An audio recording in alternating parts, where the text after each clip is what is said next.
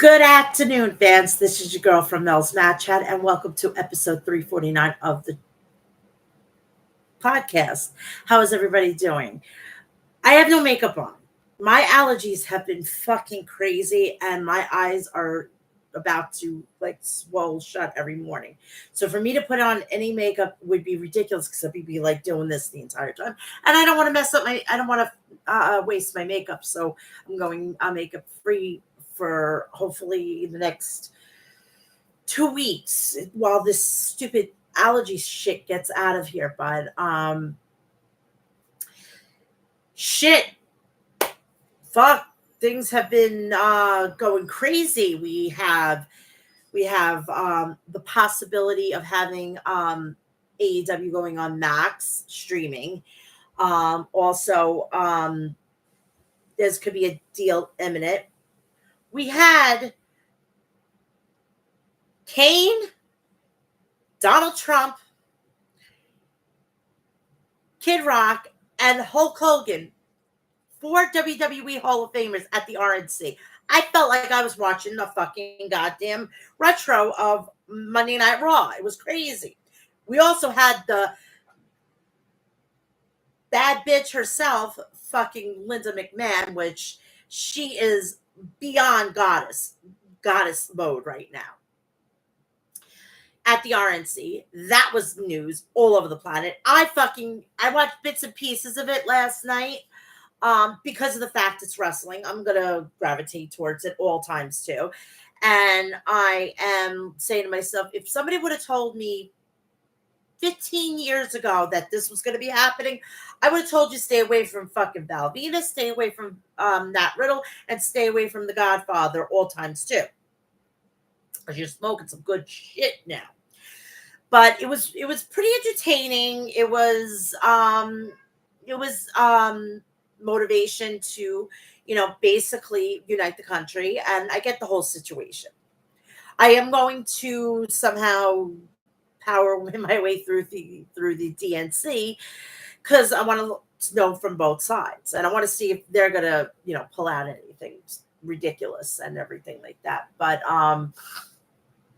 we had that last night. We had the announcement, Slammiversary. We're gonna have the Rascals back in action. Now I'm on the fence on covering it because of I've been dabbling in it. I've been knowing what is relatively going on in TNA, but I haven't really, because the fact of Scott D'Amore and him getting fired, and I felt like I needed to do something to, but in the end, it's actually hurting the roster members. So I decided to just keep my tabs on it. I don't watch it fully, but they're saying there's going to be surprises. Could there be a phenomenal surprise on Sunday? Because I'm watching, but I don't know if I'm 100% covering it. That will be a game time decision. If I do cover it, it's going to be, I'll do like a review sometime on Monday in the afternoon, right before Monday Night Raw. You'll know it. Just please follow me on my X account. Speaking of accounts, please follow me on all my social media. Please follow me on Instagram, Facebook, Threads, TikTok, Cameo, all of Mel's Mat Chat. The only two, and Cameo and TikTok, I'm also on there. If you want to follow me on my other two social media, which is Real Mel's Mat Chat, it's on Snapchat and OnlyFans. I made an announcement last Thursday, which I want to thank everybody who has subscribed to the new people and whatnot. I am so blessed. Thank you. Thank you from the bottom of my heart. I cannot believe I'm seeing over 100 subscribers. I am truly blessed, and I'm thankful that you have trusted me to come on here whenever you want to watch it. It's not that you have to be here live. You can always watch it. Give me your feedbacks in the comments below. But I want to thank you all. Thank you all. And I made the announcement last week. First Tuesday in August, if you want to follow me on my OnlyFans, I am going to, after NXT, I'm going to do a topless review on OnlyFans Live. So you can come interact with me and whatnot, and you get a little bit more of a devious and naughtier situation over there instead of over here, because I can't really do what I want here because of obvious reasons. So I made the decision that in Tuesdays in August is going to be NXXXT. So that means if I'm going to be starting to do the reviews on Tuesday, that means I'm going to be now covering NXT PLEs, which are the preview and predictions, and then the review. So I'll be maybe I could do topless watch-alongs, and then who knows, wherever that's going to get me. But it's only $5. You only have to pay $5 to see these juicy tatas. So, please go over there. I will link you, and I will I will give you my QR code or my link to my OnlyFans. It's only $5 a month. It's not that hard. It's not that much. You give $5 to fucking Sean Ross Sapp. You can give me $5 and you get to have a nice show on Tuesdays. Listen to this. It's $5. It's like $1.25 a week. You get to see boobs. For that. What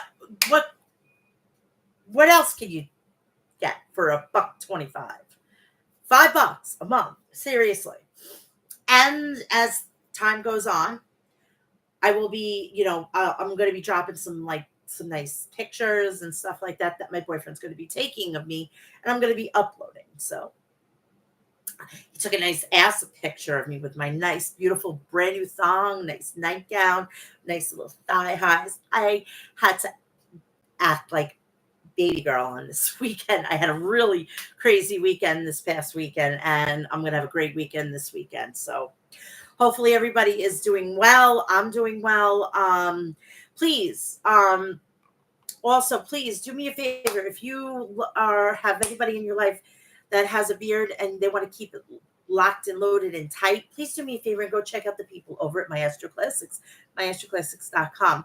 Visit their website for all your beard essentials, and they're really doing some great things for the community. So why don't you support people who are doing great things for the community and go and support that company if you have a beard.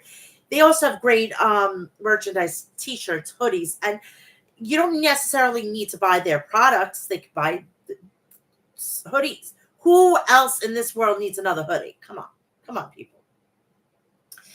If you are trying to murder your thirst and you need the artillery to murder your thirst, please do me a favor. Go check out the people over at Liquid Death at liquiddeath.com.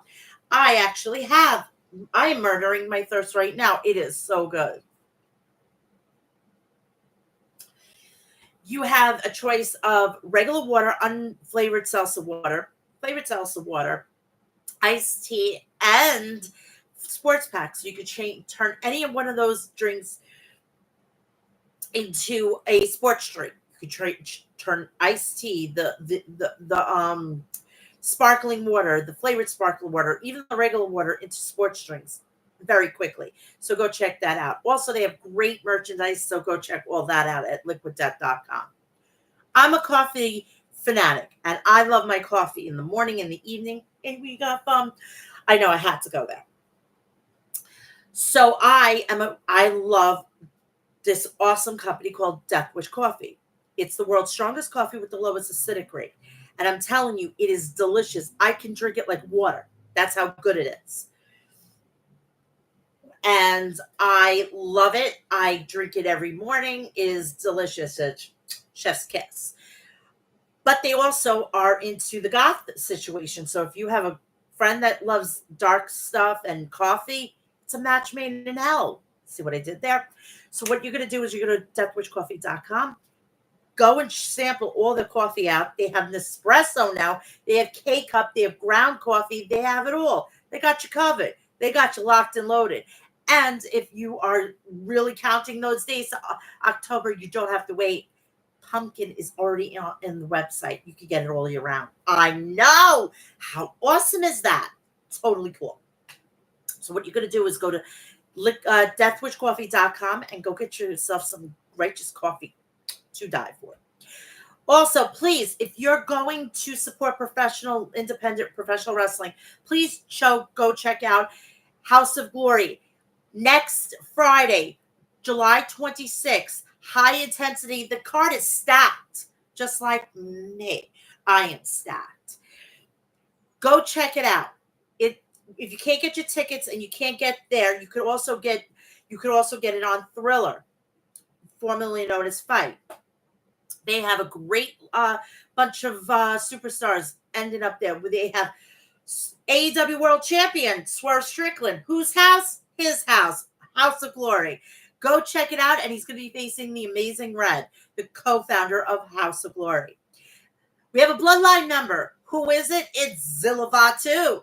Go check it out, and he's going to be taking on Mike Santana for the HOG World Heavyweight Championship.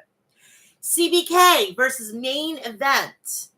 Matt Travis is going to be there. Dijak is making his debut. Also, Violet versus Megan Bain. So go get your tickets. If you can't, go get it download the Thriller app. There's also going to be 2 more dates that they're going to be bopping along. We have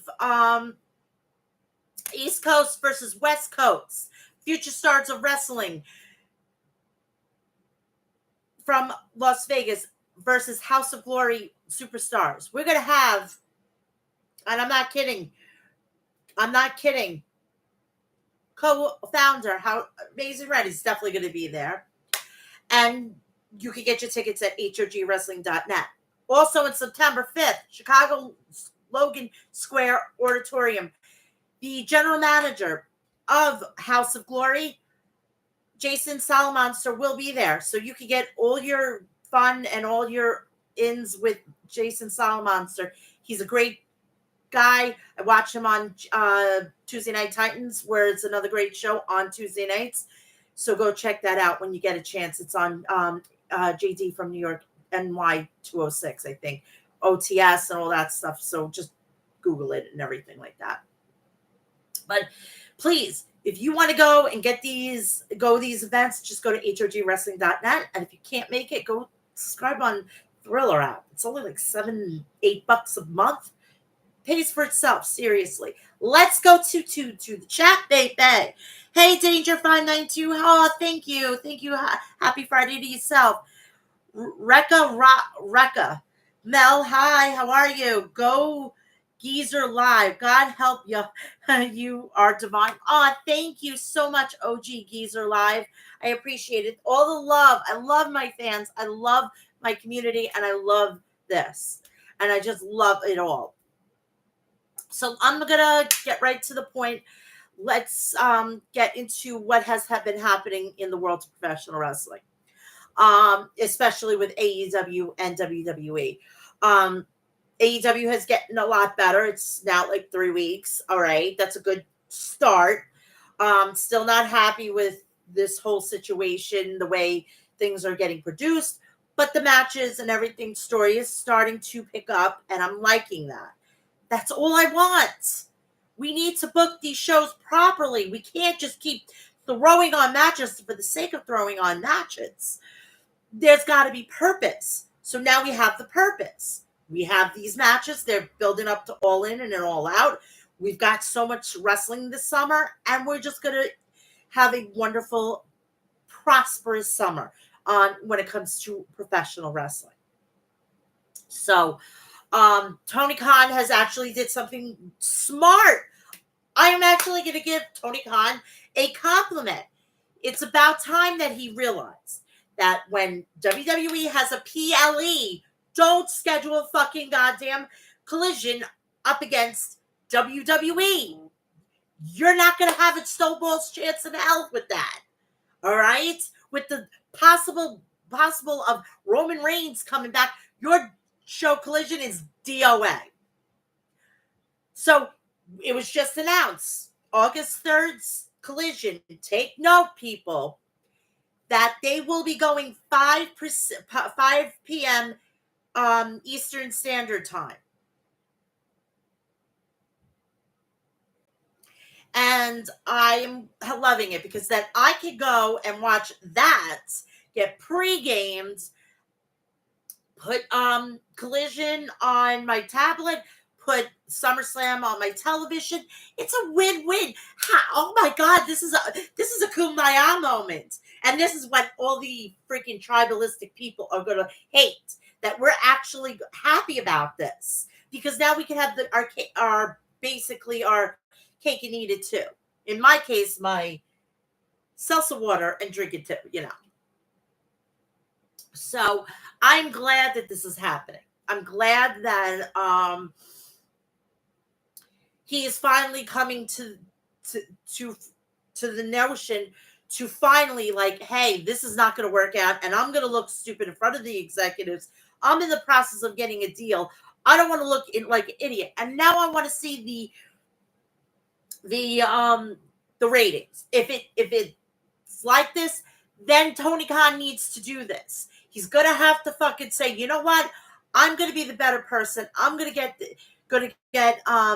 and take the earlier spot so everybody wins, and we all look great. It's very, very simple. Linda Schneitzberg, thanks for the support, the Big Gals Club. Oh, you're very welcome. I love you. Thank you so much, Linda. Mike exclusive, trying to be a kid in the late 90s. So, let me touch on this for a bit. I was in the 90s. I was in my early to mid-teens, all right? Going back and forth was a nightmare. So guess what? My grandparents were very smart, and they thought I deserved a VCR. So guess what I did? I taped Nitro. I watched Raw. I watched Nitro on Tuesday. I won. I won the Monday Night Wars. I was so cool.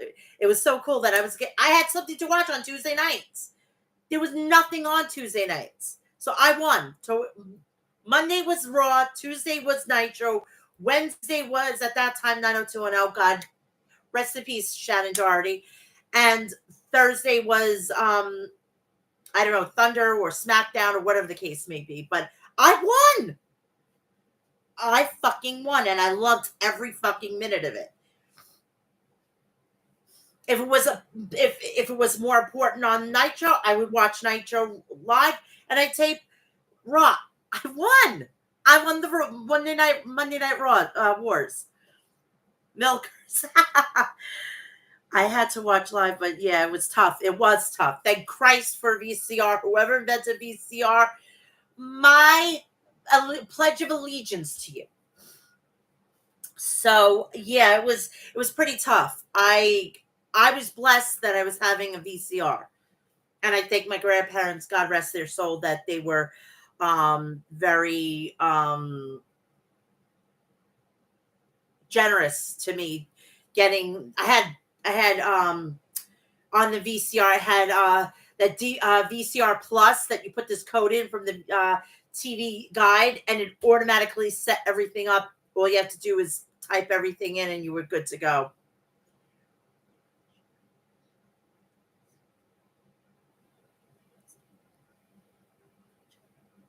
I don't have a GoFundMe account. Sorry. So, we are going to go through SmackDown, Raw, and then I'm going to get you through all of AEW, and then I'm going to get you out of here because I'm actually going out tonight. I can't wait. I'm going out. I'm going to be with a friend of mine. We're going to go out. We're going to have a good time, and that is it. So, SmackDown had Michin versus Nia Jax. Tag team match, Baron Corbin and Apollo Crews versus Angel Umberto. We had Tiffany Stratton, the Bloodline. We had the tag team champion return, DIY versus A-Town Down Under, for a return match for the titles. The show opens up with a recap of this past Saturday WWE Money in the Bank PLE. We then see an arrivals of the undisputed champion Cody Rhodes, and the tag team champions Gargano and Ciampa with the daughter. Oh my God, she's adorable. She's gotten so big. Oh my God, I'm getting old. I remember when she was a baby. Now she's a little woman. It's crazy. Please stop. These kids have got to stop growing up. It's ridiculous.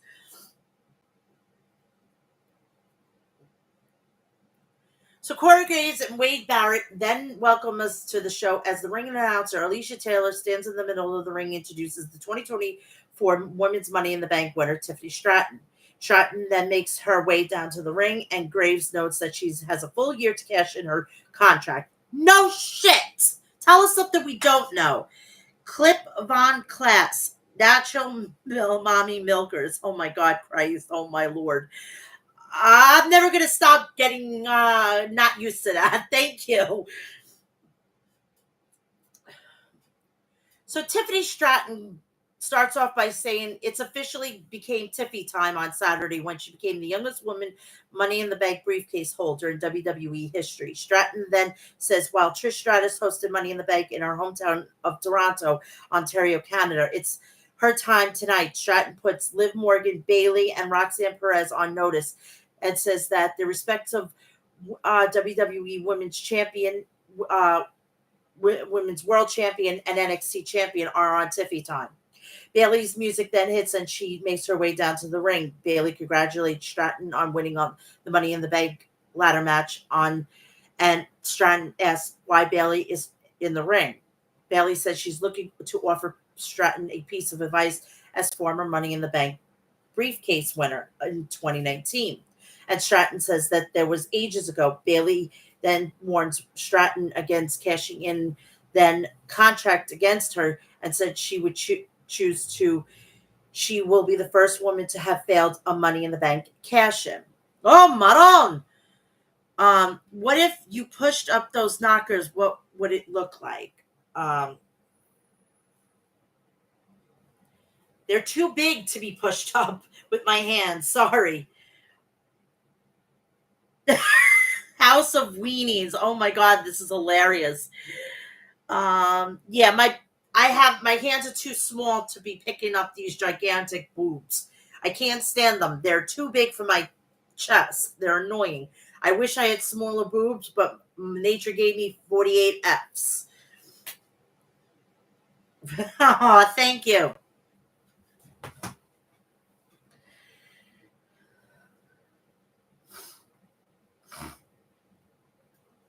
So Nia Jax comes out and Jax asks Bayley why is she making empty threats and tells Bayley she'll dethrone her as WWE Women's Champion at SummerSlam. Bayley then asks Jax who she thinks she is talking to and tells Jax that this version of her is the Grand Slam Women's Champion, a Royal Rumble winner, and a Women's Champion. Bayley then tells Jax that she'll embarrass her at SummerSlam, but questioned what Stratton will do with her Money in the Bank contract should Jax win the title from her. Jax then tells Bayley that she has no problem with her, calls Stratton her personal Barbie doll, and tells Bayley she'll victimize her at SummerSlam. Bayley then looks to nail Jax, but Strat prevents her, and both women beat down Bayley. Michin then slides into the ring and hits Jax with a kendo stick. Stratton then slides out of the ring before Michin Mia Yim blasts her. Mia then checks on Bayley to end the segment.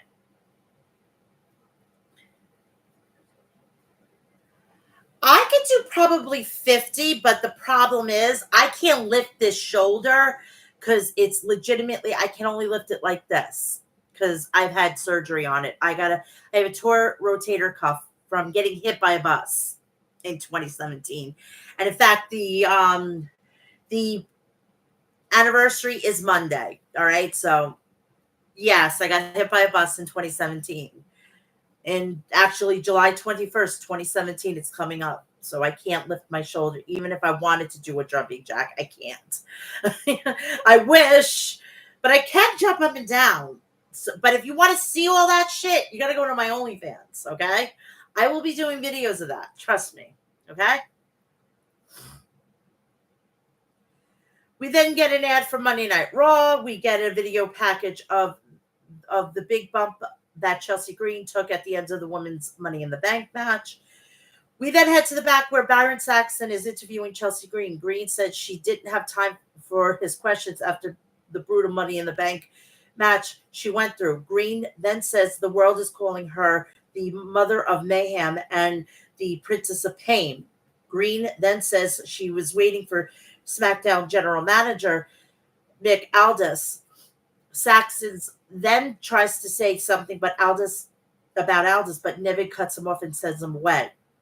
The first match of the night begins, and it is Nia Jax versus Mia Yim. You drive? No, I don't drive. I don't drive at all. It's too expensive to have a car here in New York. I refuse to have a car in this state.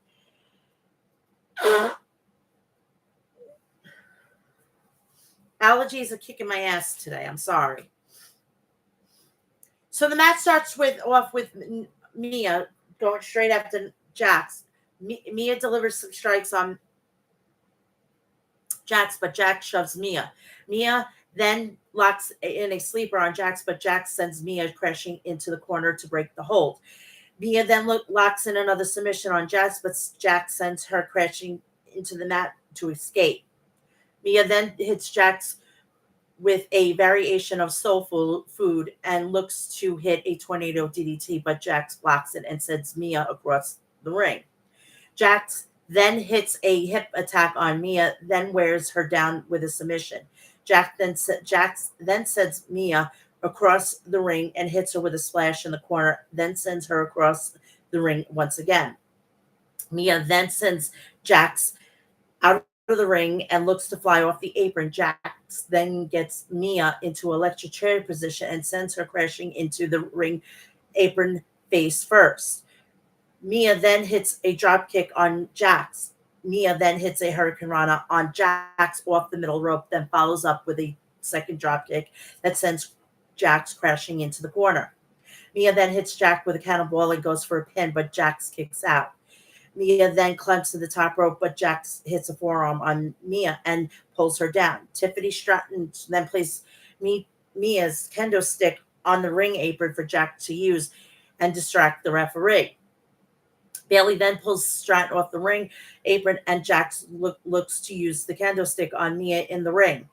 Mia then sees Jax and grabs it and drop kicks her in the corner before she hits her with a tornado DDT. Mia then goes for a pin, but Jax kicks out. Mia then runs the ropes, but Jax intercepts it and hits her with a Samoan drop. Jax then follows up with an Annihilator for the win. Aw, that is sweet, Brian Garlic. Thank you so much. Thank you so much. That is so appreciative. Even though I don't have any fucking makeup on right now because of my stupid allergies, my eyes feel like they're going to fucking pop out of my head, I swear.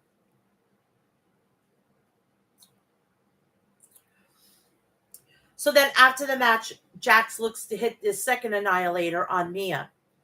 Bayley blasts Jax from behind, but Stratton nails Bayley with her briefcase. Both women then continue to beat Bayley, and Stratton hits a spinebuster on Bayley. Jax then follows up with a leg drop. Stratton then looks to cash in her Money in the Bank briefcase on Bayley, but Jax stops her, and Stratton opts out not to. We get a video package of the Bloodline, and Solo Sikoa was talking about building a more powerful, aggressive family. Tama Tonga and Tongaloa was sitting beside Sikoa while Jacob Fatu was standing behind him. Sikoa says everyone will acknowledge him by the end of the night. We get a video package of Andrade's performance at the men's Money in the Bank ladder match. We then see an interview recorded earlier in the day with Byron Saxton and Andrade. Both men are in an empty arena before SmackDown. Andrade could say much. Carmelo Hayes shows up and asks why Saxton wasn't talking to him. Andrade then says the people labeled him the MVP of the match. Hayes then boasts about him being his first round draft pick, which right now doesn't mean a hull of fucking beans. It means a crock of shit right now. He hasn't done anything. In my opinion, he needs a mouthpiece. Where the fuck is MVP? Because he really doesn't get it. He doesn't get it, and it's just the way he's doing these promos are not connecting with the crowd. Even with Andrade's lack of English, he does a better fucking promo than he does. Andrade points at Hayes and says him, we get highlights from last week's Escobar taunting Corbin and a failed cash-in followed by Angel and Berto attacking Corbin. So this is how this tag team match came about.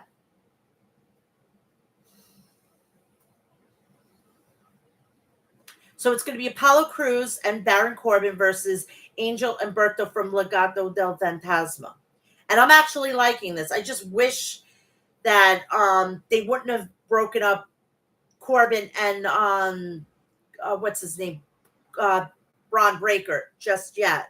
I would have given them about a year, and then they could have broken up. Like next year's draft, they could have broken them up, and it would have been perfect. But what do I know? Freaking Braun Breaker is not even 30 yet. So what the hell? They could have given him another year. But what do I know? So this match starts off with Crews flying over the top to land on Angel and Berto on the outside. Crews then sends Berto back in the ring. Corbin then continues beating down Berto down and tags in Apollo Crews. Berto then delivers some stomps on Crews in the corner, but Crews nails him with a back elbow and tags in Corbin. Crews then hits a back body drop on Berto. Both teams begin to brawl with each other, and Crews sends Angel and Berto out of the ring. Crews then helps Corbin fly over the top rope to land on them. Berto then tags in and double teams Corbin with Angel. Corbin then hits Berto with a kick off the ropes, but Berto responds with a kick of his own. Corbin then hits a Death Valley driver on Berto, then tags in Crews. Angel then tags in, and Crews hits a boot on the side of his head. Crews then follows up with a clothesline and a series of German suplexes. Then nails Berto on the apron. As Corbin blasts Escobar on the outside, Crews hits a military press on Angel in the ring. Elektra Lopez then jumps on the apron to distract the referee, opening the door for Escobar to hit a running knee on Crews, and Angel follows it up with a wing clipper for the win. And that is that. We then head to the back to SmackDown General Manager Nick Aldis' office, where Chelsea Green and Piper Niven have had an interaction with Pretty Deadly. Green tells Elton Prince and Kit Wilson to get in line. LA Knight then emerges from Aldis' office with a piece of paper in hand. Green then asks Aldis. Knight tells Green that Aldis says he will call Green because he had a couple of more things to do and it will be a bit longer, and Green was not happy. Cody Rhodes is then seating in his dressing room with his championship at his side. The Viper, Randy Orton, then takes a seat next to Cody, aimlessly looking at that title, and says he heard that Solo Sikoa said, and he assumed that Cody will find himself inside the ring with a bunch of Samoans. Orton then tells he knows Cody very well enough to know that he wouldn't want him out there, but he says he will be there if things went sideways. Orton then says he will always and forever have Cody's back. Orton says Kevin Owens feels the same way, but he was not there because his mother is in the hospital. She's doing so much better, thank Christ. Orton then says that's on him because Owen loves to fight, but he told him to stay home with his family. Orton then says once everything with the bloodline is finally over, Cody will have a lot of men coming after the WWE Championship. Orton then says he will have Cody's back. Cody then thanks Orton, and Orton says always before leaving the room. The megastar, LA Knight, heads out to the ring. LA Knight starts off by telling the fans, let me talk to you. Then says, Money in the Bank has come and gone. Knight then says, the men's Money in the Bank ladder match didn't go as planned, but whether or not he holds the briefcase, it doesn't matter because he's walking embodiment of Money in the Bank. Knight then sends us to a video of him of pitting WWE United States Champion Logan Paul in a triple threat Money in the Bank qualifier. It says everyone saw him move into the Money in the Bank. Knight then holds up the piece of paper he was holding when he emerged from Nick Aldis's office and reveals there's a contract to get him a United States title shot at SummerSlam. Knight then signs it, and all missing from the contract now is that he and Aldis have both signed it. Signed it is a signature for Paul. Knight then says while he would love to call Paul to come to the ring to sign the contract, he knows Paul isn't there. Knight then promises to get Paul to sign the contract one way or another. Basically, we're looking at the new United States champion coming out of WrestleMania. Yeah, SummerSlam. Oh, I need a vacation. Corey Graves and Wade Barrett speaks about the United States title match. Graves then says there is another new face who's making serious noise. We get a video package of Blair Davenport. She's a great addition to the women's division on SmackDown. See, this is what we need. We need video packages. We need to know who's who. But we know as wrestling fans who the hell these people are. I mean, come on now. This is Bea Priestley. If you don't know who she is, I can't fucking help you. Davenport says while some wrestlers cry about being overlooked, she already's taken their spot. Davenport then makes her way down to the ring for her match against Naomi. We get a video package of 16-time world champion John Cena announcing his retirement. So we have Naomi versus Blair Davenport. The match starts off with Davenport hitting a clothesline on Naomi, but Naomi responds with a drop kick to Davenport's midsection. Naomi then hits a second one on Davenport in the corner and follows up with a split-legged leg drop. Naomi then goes for a pin, but Davenport kicks out. Naomi then hits a kick on Davenport's chest, but Davenport climbs to the top and flies as she begins to target Naomi's arm.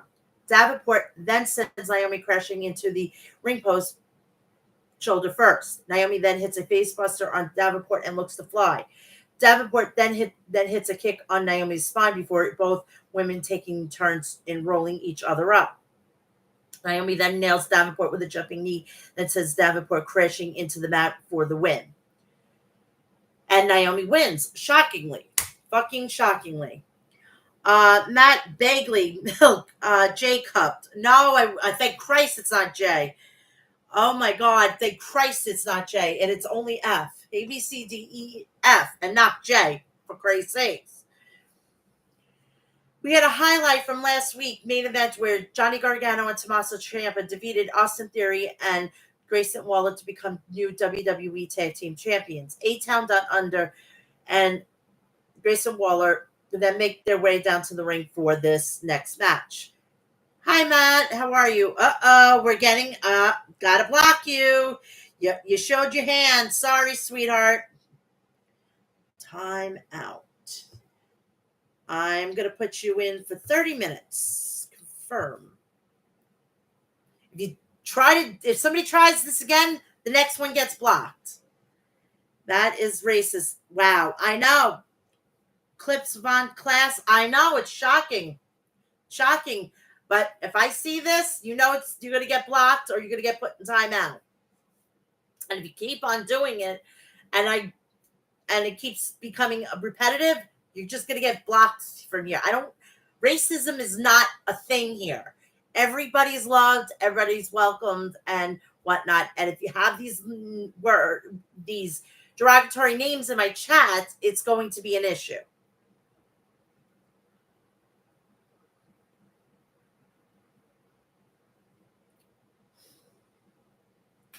We head to the back where the EST of WWE, Bianca Belair, and Jade Cargill congratulate Naomi on her win. Naomi then runs to Davenport, and Davenport tells her that the best person won. Davenport then offers a hand out to Naomi, and Naomi shakes it. Davenport then walks off, but blindsides Naomi and blasts her from behind. This isn't over. Oh, yeah, I don't have any fucking toleration for fucking racists, okay? And if people want to fucking know, my family and I did a DNA heritage test, all right? So that word is derogatory towards me because I'm just found out, even though I'm snow fucking white, I am 20% black and I take my heritages very seriously, okay? So that is no place in my chat. I'm also Puerto Rican, so right then and there, it's a known fact that I have African American heritage in me by default. I love all my heritages and I don't discriminate anything. Just be a good person and be kind, and we can be best friends. WWE Tag Team Champions return match. DIY versus A-Town Down Under. The match starts off with Tommaso Ciampa and Grayson Waller slides out of the ring. Ciampa then Clay chases him back inside the ring where Theory and Gargano join them. DIY then hit a double drop kick on A-Town Down Under and sends them crashing out to the outside. Gargano then looks to fly, but Theory intercepts him and sends him crashing into the barricade. Waller then hits a tornado DDT on Ciampa that sends him over the top rope and out of the ring. Waller then charges at Ciampa in the corner. Ciampa then moves out of the way and hits Theory. And Theory hits a stomp on Ciampa's spine. Theory then climbs to the top and flies out, but Ciampa hits him with a jumping knee. Gargano then tags in and nails Theory with a dropkick and follows up with a DDT on Theory and Waller. Gargano then hits a spear on Theory through the middle rope and tags in Ciampa. Waller then sends Gargano crashing out of the ring, and Theory hits a back elbow on Ciampa. Ciampa then hits a boot on Theory, but Waller hits him with a rolling flatliner. Waller then tags in Theory, and A-Town Down Under sets up to hit meet me in the middle on Ciampa. Ciampa then kicks out, and Waller looks to hit a jumping knee on him. Ciampa then moves out of the way, and Waller accidentally hits Theory. Gargano then tags in and DIY hits a shatter machine on Waller, then followed up with a meet me in the middle for the win. And they used the Revival's finishing maneuver. Slammy. Wow, LOL. Do you think Roman Reigns will return at SummerSlam? He is waiting for Survivor Series. I think he's going to return at SummerSlam because it's going to build up everything for War Games. That's just my opinion.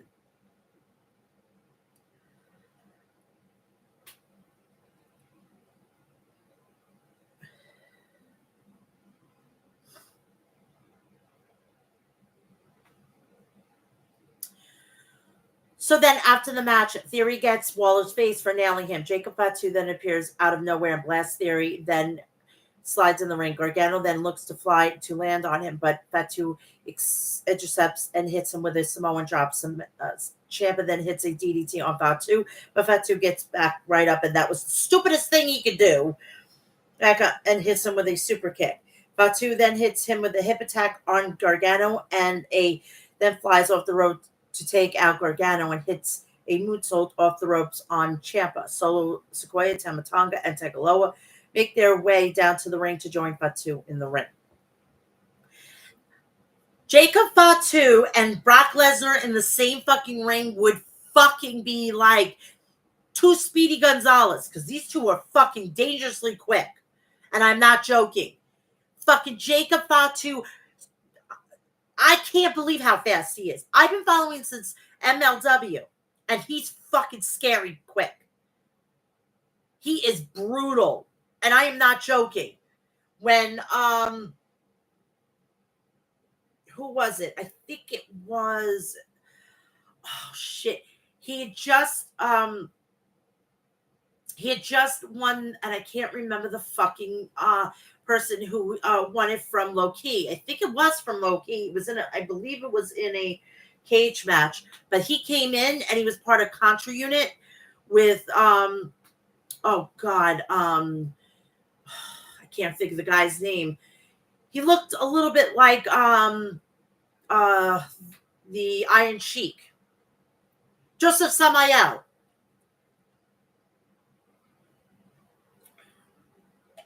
Joseph Samael and Mads Krieger, the whole motley crew of them. Fucking killers. As soon as he was gunning for that, I knew that they were going to put the title on him. And he's the longest reigning MLW champion. Solo has done shit. So who's the real tribal chief? A guy that hasn't held the title, or a guy that has dominated a fucking promotion? And Jacob Fatu is great on the fucking mic. Solo isn't. So Solo starts off by demanding Worcester acknowledge him, and then says everyone who has refused to acknowledge him, including Jimmy Uso and Paul Heyman, are gone. Sequoia then makes a promise that Roman Reigns will acknowledge him should he return. Then says Cody Rhodes turn to acknowledge him. Solo then calls Rhodes down to the ring. Rhodes makes his way out.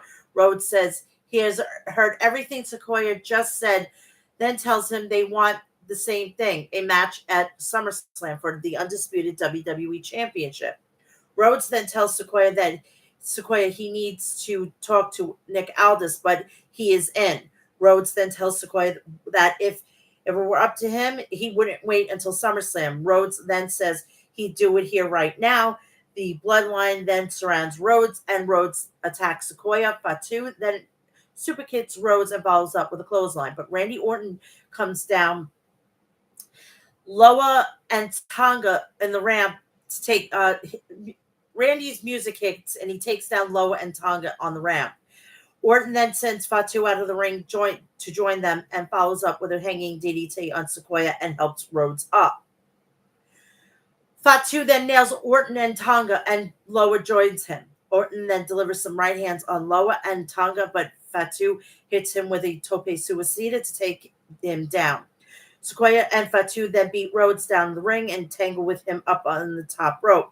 Fatu hits some shoulders on Rhodes' midsection and follows up with a headbutt on him as Loa and Tonga hit Orton with a ring steps. Fatu hits a super kick on Orton and follows up with a second one on Tonga and Loa and holds him in place. Sequoia then holds Rhodes' head up, forcing him to helplessly watch the rest of the bloodline hit a triple power bomb on Orton through the announce desk, a la Shield. Before Sequoia hits a Samoan spike on Rhodes, the bloodline then holds up one of the hand gestures as the official checks on Orton as the show comes to the end.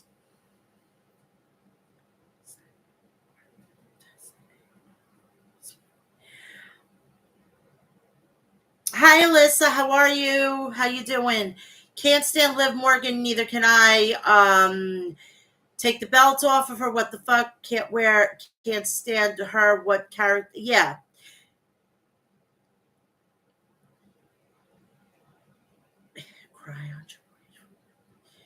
Yeah. For all you Liv Morgan fans, I told you what this was going to happen. Rhea is going to get her title back. There is no way, unless Dominic fucks this up, there is no way that she's going to lose. Liv was just a placeholder. Plain and simple. And because of her, she really is not going to get 100% of mommy. She fucking I think she did it on purpose. That's just my opinion. I think she did it on purpose.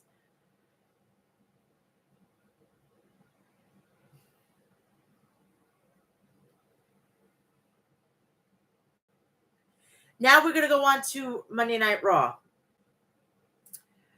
Raw's lineup was the Intercontinental Championship match. Sami Zayn versus Ilya Dragunov. Rhea Ripley had her own segment. Drew McIntyre returned. Bronson Reed versus Sheamus. Damian Priest versus Braun Strowman. And we also had Damian Priest had a face-to-face with The Ring General, the 2024 King of the Ring winner. So the show opens up with a video package looking at the storyline between Judgment Day's Rhea Ripley and Dirty Dominic Mysterio and the WWE World Women's Champion Liv Morgan. Michael Cole and Pat McAfee welcome us to the show as Rhea Ripley was shown walking backstage. Rhea then makes her way down to the ring, and I'm loving that. She comes out of the elevator, and she's all fucking goddamn full of herself, and I love it. She's fucking oozing confidence, and she knows she's the shit, and I love it.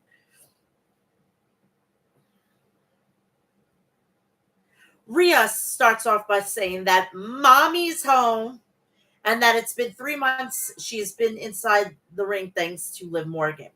Ripley then says Morgan has been running with something that is hers, and it's not Dominic Mysterio. It's the WWE Women's Championship, World Championship. Ripley then says all Morgan did last week was upset her, and then demands Morgan come down to the ring and she could rip her apart. Dominic heads his way down to the ring with a black rose in hand. Uh-oh. Dominic looks to tell Ripley something, but Morgan interrupts them by appearing on the screen. Morgan asks Ripley how she's doing, how her shoulder is after she injured it. Then says her shoulder is doing great. Morgan then reminds Ripley that she wanted to take everything away from her. Says while she starts off with just wanting to take Dominic from her, she caught feelings for him. Morgan then says she's finally on the top. Dominic then tells Ripley that is not what it looks like, and Ripley tells Morgan she knew that she would be too scared to meet her in the ring. Ripley then tells Morgan when she gets in the ring with her, the Liv Morgan revenge tour is over. Ripley then challenges Morgan to a championship match at SummerSlam.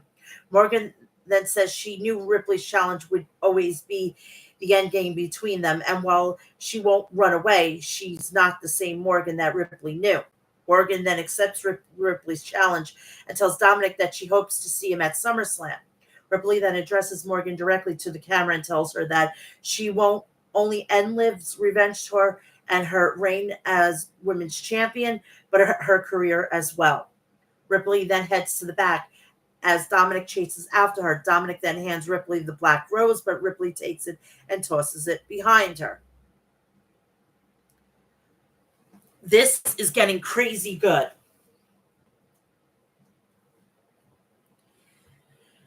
Then we get a backstage shot of Drew McIntyre and the Ring General, plus the Ilya Dragunov with Sami Zayn. They're all in the back coming to the ring or whatever the case may be. So then the Celtic Warrior Sheamus makes his way down to the ring for his match with Bronson Reed. We see Dominic Mysterio chase after Rhea Ripley, begging her for forgiveness. Ripley then ignores Dominic and opens the dressing room door to find a vase of black roses. Then Ripley then slams the door at Dominic's face, and Dominic turns to find Damian Priest standing behind him. Priest asks Dominic if everything is good, and Dominic says he thinks it is. Ripley throws the black roses at Dominic, and Dominic says it might be more complicated than he thought. Yeah. This is all going to culminate in SummerSlam. This is not going to go beyond because there's far more what you could do with the title after they get it off Liv Morgan. Because remember, they can't have two heels. Bayley is a face right now. Liv Morgan is a so-called heel. All right? So if they're taking the title off of Bayley to give to Nia Jax, they can't have two heels, right? Use your brains. So we get back to the match with Bronson Reed and Sheamus. Match starts out with both men wasting no time going after one another. Both men deliver right hands on each other, and Reed sends Sheamus into the corner, followed up with a right hand on his head. Reed then hits a variation of then a senton on Sheamus that follows up with a headbutt. Sheamus then delivers some forearms on Reed, then hits a shoulder tackle on Reed that sends him onto the apron. Sheamus then sets up for a 10 beat to the bottom ramp, but Reed fights his way out of the move and drags Sheamus onto the floor. Reed then flies off the apron and lands on Sheamus, then tosses him over the announce desk. Sheamus then responds by hitting the 10 beats of the Bataran on Reed and celebrates with Pat McAfee. Sheamus then delivers some right hands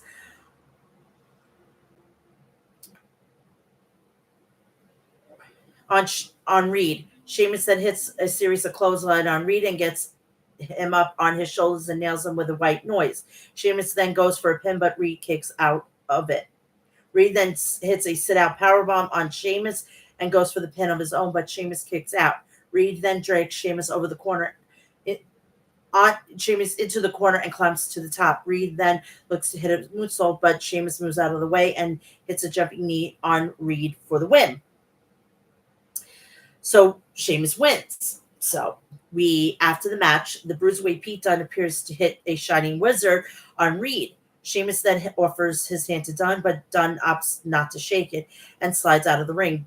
Sheamus then turns his back on Dunne, and Dunne hits a forearm on Sheamus from behind and heads to the back. Reed then takes advantage of Dunne's attack and hits Sheamus with the tsunami. This is going to be deliciously great wrestling between Pete Dunne, and I'm talking about the original Pete Dunne, not a variation of Butch or anything like that. Pete Dunne from the UK tournament. That's what we're going to get, and I am there for it. I am salivating for it. This is what we want. Those two are going to put on a banger, and I'm not kidding.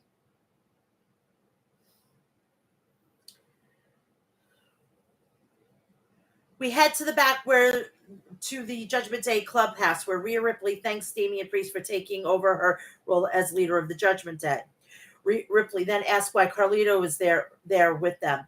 But before Priest can answer, Dominic Mysterio appears and asks for a moment alone with Ripley. Dominic says that he has been trying to reach Ripley all week, but Ripley questions why he didn't reach out to her while she was injured, as she tears apart a red rose, a black rose that was spray painted. Ripley then storms off. Yeah, him checking up on you, fucking buddy, will fucking annihilate him. Are you crazy? Please. You're welcome, XOXO. Oh, you are so welcome. Now, if you mark your calendars, first Tuesday in August, and if you follow me on my OnlyFans, you can see this all natural. I will be doing an NXT review topless. Right here. It'll be here. I will be doing it right here. So I'll send out my my link on here and then on X if you're following me on that. All right? So mark your calendars.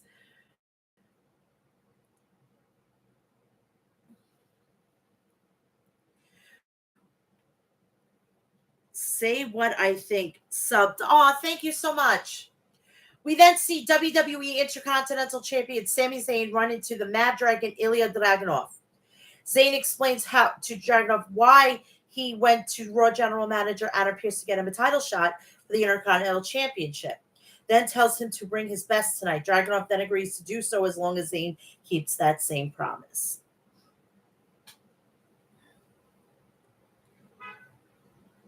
Thank you, XOXO. Alyssa, why do you want Randy to turn here on? It's got to happen. It's going to have to happen. It's going to have to happen, and I'm not joking you. It's going to have to happen because due to the fact is it's the part of the storyline. What is he going to do for the rest of the year? And he's not going to win. He's not going to win at all. Cody Rhodes is not dropping that title till next WrestleMania. We get a video of the 2024 King of the Ring winner, the Ring General Gunther, reflecting on his journey in WWE as both WWE NXT United Kingdom champion and WWE Intercontinental champion. Gunther then he says he came to SmackDown with a vision of taking the Intercontinental champion, and he came to Raw, with a vision of taking the Intercontinental Championship and won it with ease, and went on to becoming the longest reigning champion of all time. Gunther then says for 2 years, challengers said they would take his title and humbled him, but every single one of them fell to him. Gunther then says once his reign came to an end, he went after the King of the Ring and won it with ease. Gunther then says he still saw mediocrity and lack of prestige.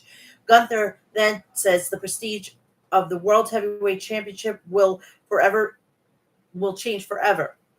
At SummerSlam, Michael Cole then hypes up Damian Priest versus Gunther for the WWE World Heavyweight Championship at SummerSlam. Oh, thank you so much, XOXO. I love it. Thank you so much. I really appreciate all the love and the attention I get from my actual fans that love me and love who I am and love what I'm about. And it's a breath of fresh air, to say the very least. So, Gunther and Damian Priest are set, ready to go. We're going to have a really good match. They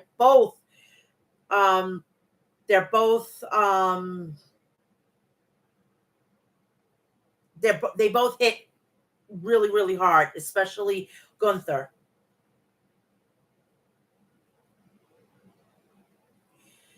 We get a video footage from earlier in the day. Zelina Vega being interviewed by Jackie Redmond. Redmond asked Vega about how Rhea Ripley's return affects her quest for the championship. Vega says she doesn't have any love for Morgan or Ripley. Vega then says she would be champion if it wasn't for Dom.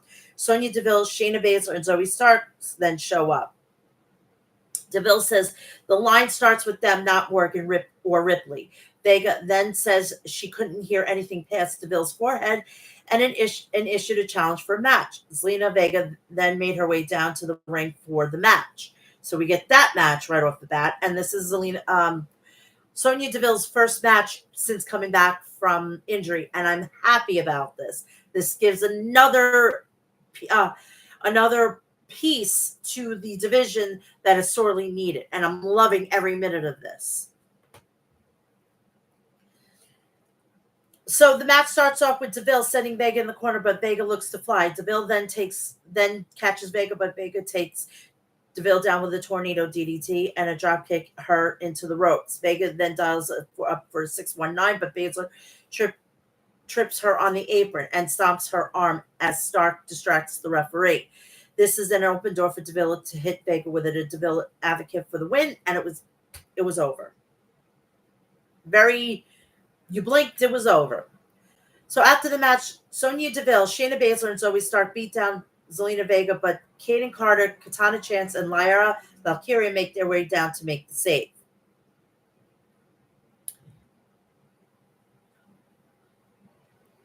Oh, you're going to make me cry. I want to cry. I'm in a great mood today. My man was here most of the week. Unfortunately, he had to go home because he had to be a dad to his daughter, and I just miss him a lot. But I do appreciate that. But I'm in a really good mood. And you just made me even happier. Thank you. Thank you. I love my fans. I love them. We head to the back where Dominic Mysterio asked Damian Priest why didn't he warn him about Ripley last week. Priest tells Dominic he was too busy with Morgan. Priest then says he gave Dominic advice, but Dominic lied about communicating with Ripley and ending things with Morgan.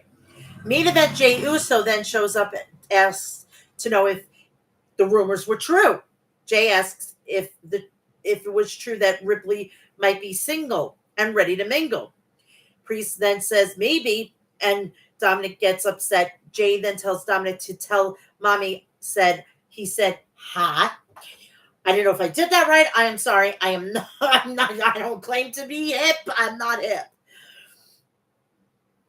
for him and leaves. Priest then tells Dominic he has been to prison and can't let people talk to him like that. Priest then tells Dominic he needs to show Jay who Ripley belongs to. Woohoo!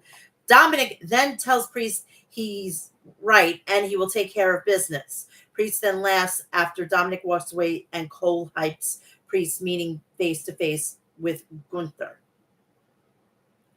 He goes, and then those two look like they're fucking two sophomoric idiots in high school. Oh, whoopa, yeet. I'm sitting here like, is this fucking real? This is hilarious. This is shit that I like to see. This is what I truly like to see. The shit that fucking the old man used to do was not funny. This is funny, and I love it. Raw General Manager Adam Pearce was then shown talking with the two referees about meeting with Chad Gable when Chad Gable interrupts him. Gable says he cracked the code and figured out Uncle Howdy is Bo Dallas. Well, no shit. Gable then asks Pearce what they spoke about last week. Pearce then says Dallas was in the building and Gable could talk to him. Gable then says he will call out Dallas. The Judgment Day WWE World Heavyweight Champion, El Campeón. Damian Priest then makes his way down to the ring for his face-to-face with the Ring General, Gunther, and the King of the Ring. Damian Priest starts off by telling Dayton, Ohio to rise for El Campeón. Then calls the Ring General, Gunther, down to the ring. So Gunther makes his way down to the ring. Gunther tells Priest he is happy that he's living out his childhood dreams and says in his absence from WWE program, Priest isn't living up to his name of WWE World Heavyweight Champion. Gunther then tells Priest he has brought no prestige or given no contribution as champion, then asks Priest to simply hand him the title. Priest then says he wishes it was SummerSlam so he could knock Gunther's smirk off his face. Priest then says while Gunther had everything handed to him in Europe, he was fighting for his life in the streets. Priest then says he has earned the WWE World Heavyweight Championship, then tells Gunther that being on the streets is a choice. Gunther then says while Priest was fighting on the streets, WWE was begging him to give him a contract to keep people like Priest from being WWE World Heavyweight Champion. Gunther then questions why fans don't love Priest because they like him, Priest then tells Gunther he still can't see why he lost the Intercontinental Championship at WrestleMania 40. Priest then says Gunther doesn't know what it feels like to fight for everything he has, but he'll find out what it's like to fight from the bottom up at SummerSlam. Priest then says he'll find out that he is boring, conceited scumbag at SummerSlam. Priest and Gunther then get into each other's faces. Braun Strowman's music hits and makes his way down to the ring for the next match. So it's a great segue. We head to the back where General Manager Adam Pearce is speaking with main event Jey Uso, booking the match against Dominic Mysterio for later in the show. After Jey leaves, Braun Breaker shows up, complains about Ilya Dragunov getting an Intercontinental title match. Pearce then stands his ground and points out Breaker lost his title match and adds that Zayn approached him about the match. Breaker then threatens to interfere the match. Pearce then says he assumed that's what he had in mind and he calls for security. Breaker then says he knew that the way out. Pearce then says tells security to make sure Breaker leaves the building. Now, what I would have done, I would have said, you know what? You can stay in the building, but guess what? You're going to stay under lock and key through this match. We're going to come and get you. We're going to put you under lock and key. You're not going to fuck up this match under my watch. But that's just me.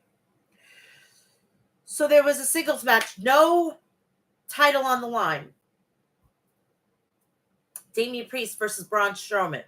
The match starts off with Strowman shoving Priest into the corner, but Priest responds with his strikes on Strowman in the corner. Priest then hits Strowman with a roundhouse kick, then follows up with kicks on his thighs. Strowman then sends Priest across the ring, follows up with a shoulder block, then clotheslines him out of the ring and follows them out there. Strowman then looks to hit the Strowman Express on Priest, but Priest sends Strowman over the barricade nearby to the timekeeper's area. Priest then nails Strowman with a couple of forearms and looks to hit another one. Strowman then intercepts Priest with a couple of clotheslines and a splash in the corner. Then sends Priest crashing to the mat. Both men look to nail each other with choke slams before Priest hits Strowman with a series of roundhouse kicks. Priest then runs the ropes, but Strowman catches him. Priest then escapes, hits a forearm on Strowman's spine, then follows up with a South of Heaven for the win. And you think he was going to lose? Nope. He's got to stay strong to SummerSlam, where unfortunately I think he's going to be dropping the title to Gunther.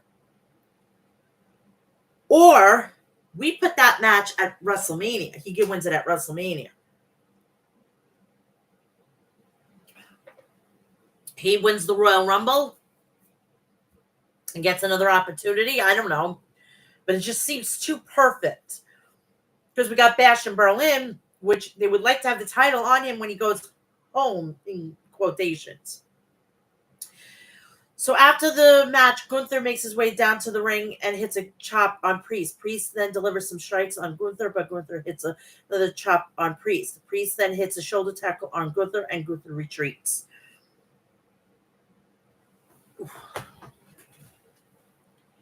We head to the back and we see Maxine Dupri, Otis, and Akira Tozawa taking part in a meeting and talking about someone. Chad then walks in and assumes they were talking about him, but Dupree explains they weren't. Xavier Woods then walks in, and Dupree tells Woods and Kofi Kingston sideline for a few weeks. Otis and Tozawa will be happy to provide backup against the Final Testament. Gable then asks Otis if they were really going to help Woods rather than him, and Otis tells them they are. And happy birthday to Mr. Karrion Kross. Today's his birthday. So, fall and pray, saith. So saith.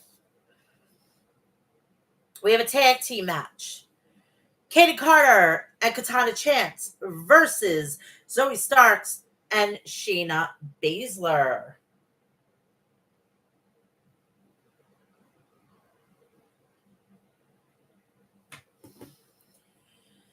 The match starts off with Baszler and Carter. Baszler delivers some strikes on Carter, then stomps on her hand. Carter then trips Baszler and follows it up with a kick on her head and tags in Chance. Chance and Carter then deliver some kicks and stomps on Baszler, but Starks tags in and hits a kick on Chance's head. Chance then looks to hit a hurricanrana on Stark, but Stark catches her. Chance then hits Stark with an arm drag and a crossbody out of the corner, but Starks rolls through. Chance then takes down Starks and drop kicks her in the corner and tags in Carter. Carter then flips Chance into Stark and sends her and Baszler out of the ring. Carter then helps Chance fly to land on Baszler and Stark. Stark then tags in and keeps Carter from tagging in Chance. Carter still manages to tag in Chance, and Chance hits Stark with a hurricanrana.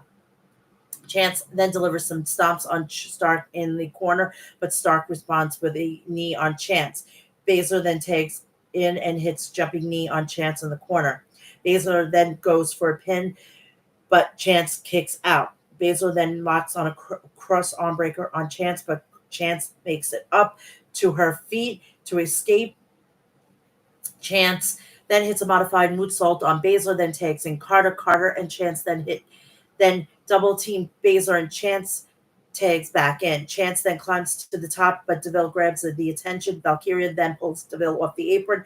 Stark then tags in and hits a drop kick on Chance off the top rope. Stark then throws Chance over Baszler, and Baszler hits Chance with a jumping knee. Stark then pins Chance and gets the win. So the right team won. Hey, Dan Breeze 13.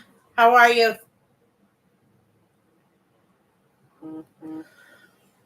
Jesus Christ. We head back inside where Judgment Day Clubhouse, where WWE World Tag Team Champions Finn Balor and JD McDonough says they wanted to address the elephant in the room regarding Liv Morgan helping them win the World Tag Team titles.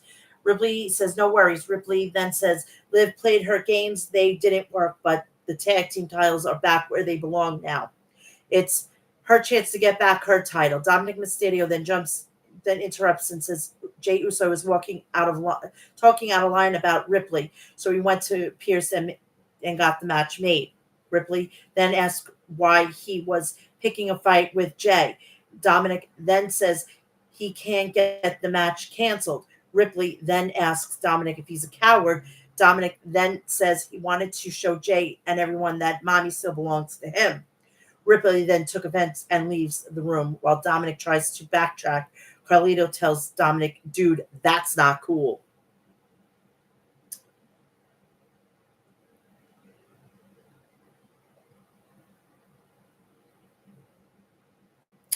Shiny Flakes, what are you jealous?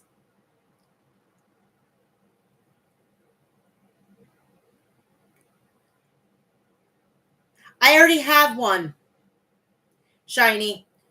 Ha. New viewer here. Hi, little trooper. How are you? Welcome.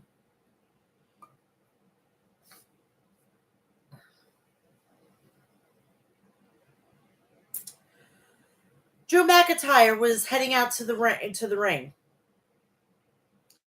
Raw General Manager Adam Pearce is now standing inside the ring to introduces Drew McIntyre and makes his way down to the ring. We get a video footage of McIntyre and snapping and nailing Pearce with an elbow during Money in the Bank post show, which caused a McIntyre suspension. Adam Pearce starts off by telling Drew McIntyre he wants to get straight to the point. Pearce then tells McIntyre that he's something special and thinks a match between him and CM Punk would be special. Pearce then says he thinks fans want it, and he knows Punk is at home trying to get medically cleared. Pearce then asks McIntyre how bad he wants a match against Punk, and McIntyre tells Pearce that Punk wants it more than anything in the world. Pearce then tells McIntyre that they need to leave the pettiness, irrational behavior behind, and if he can do that, he's ready to do business. This is sounding a lot like what went on in AEW.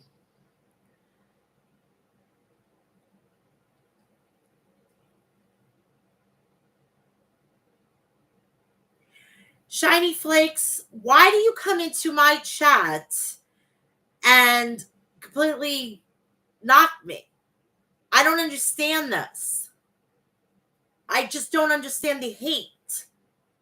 Did I ever say anything bad about you? No.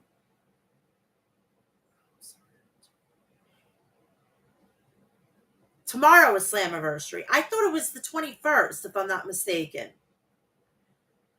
So, seriously, if you can't stay here and play nice and not piss me off, please leave. I would appreciate it. I'm asking you nicely because you don't want me to fucking goddamn go off. Seriously, I'm not in the mood. Yeah, I'm older than Rhea Ripley, so I'm the original mommy because I am Puerto Rican. So I've been born a mommy, sweetheart. I've been called mommy in bed. I've been called mommy in the streets. So please.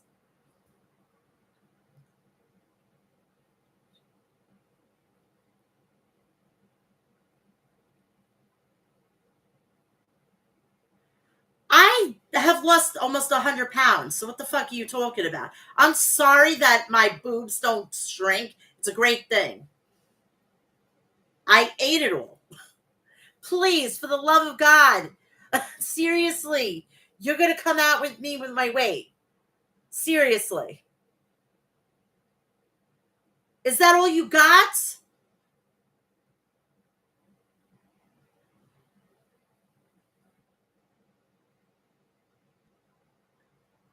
Please, I've been big all my life.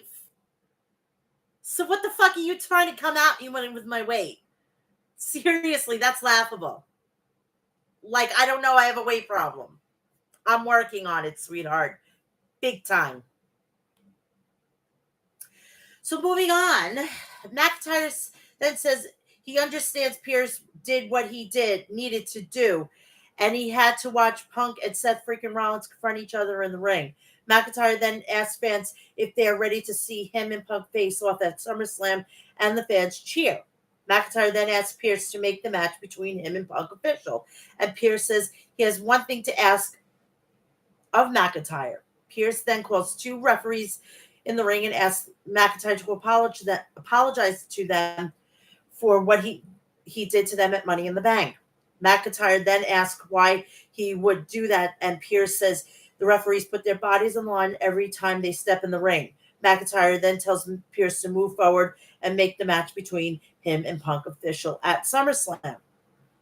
Pierce then says he is not being unreasonable and says all he asks for is that McIntyre gives an apology to two referees. McIntyre then declines to do so and asks why would he apologize after all the referees have done is screw him over. McIntyre then chews Pierce out for allowing Punk to mess up his moments at WWE Clash at the Castle and Money in the Bank.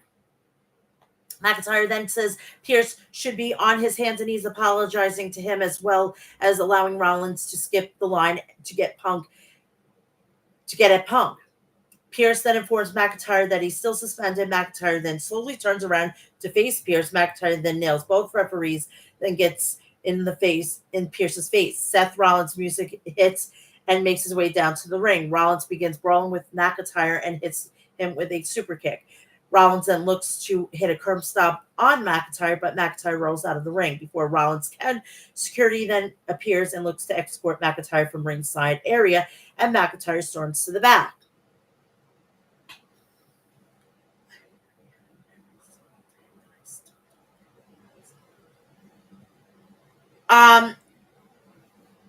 I have been losing weight for over 6 months.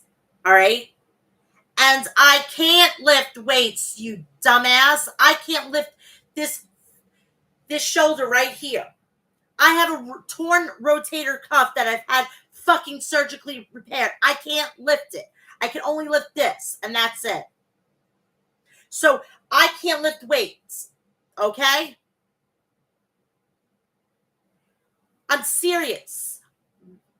You don't know what I go through on a daily basis. So you're going to come here onto my fucking playpen here, and you're going to do this to me. You know what? You have something mental problems. Seriously.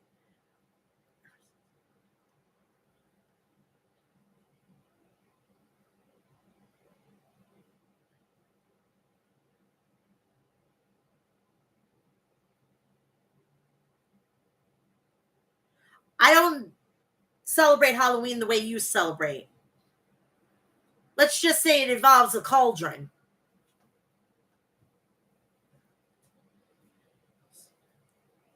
Yeah, this whole freaking situation with Punk coming back, it's going to be great with all what's coming ahead.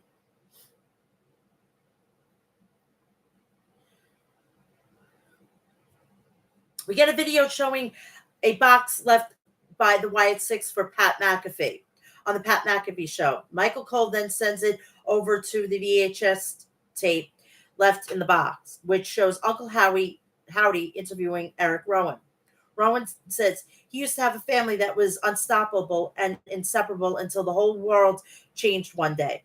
Rowan then says he lost his brother Brody Lee and the other person who believed in him more than anyone else. Rowan then says you have to keep moving because life goes on.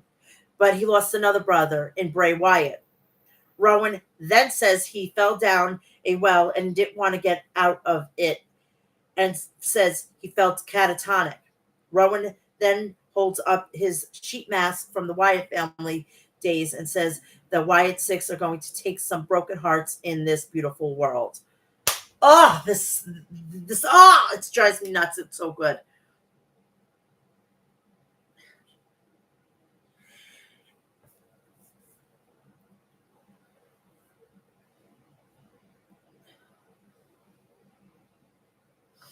We have a singles match.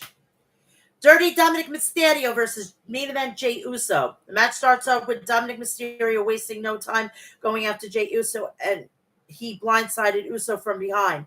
Dominic then hits a drop kick on Uso. Dominic then delivers some right hands on Uso, then jams his boot into the back of Uso's neck. Dominic then hits a stomp on Uso, then follows up with the shoulders on Uso's midsection and wears Uso down with a mid submission.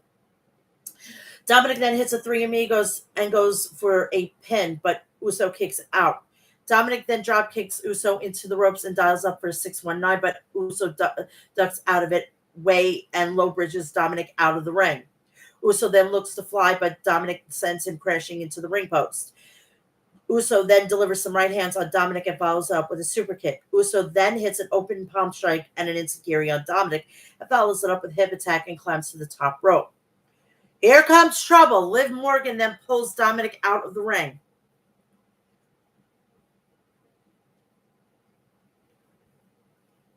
Before Uso can fly, and Dominic asks her what she doing. Dominic then looks to send Morgan to the back, but Uso drop kicks Morgan into Dominic. Rhea Ripley music and makes her way down to the ring. Morgan retreats through the crowd. Ripley and then tells Dominic to get back in the ring, and he does so. But Uso was waiting, and he hits a spear, and Uso splash on Dominic for the win. After the match, Uso made a phone gesture suggesting that he wanted Rhea Ripley to call him. That's going to be interesting this Monday.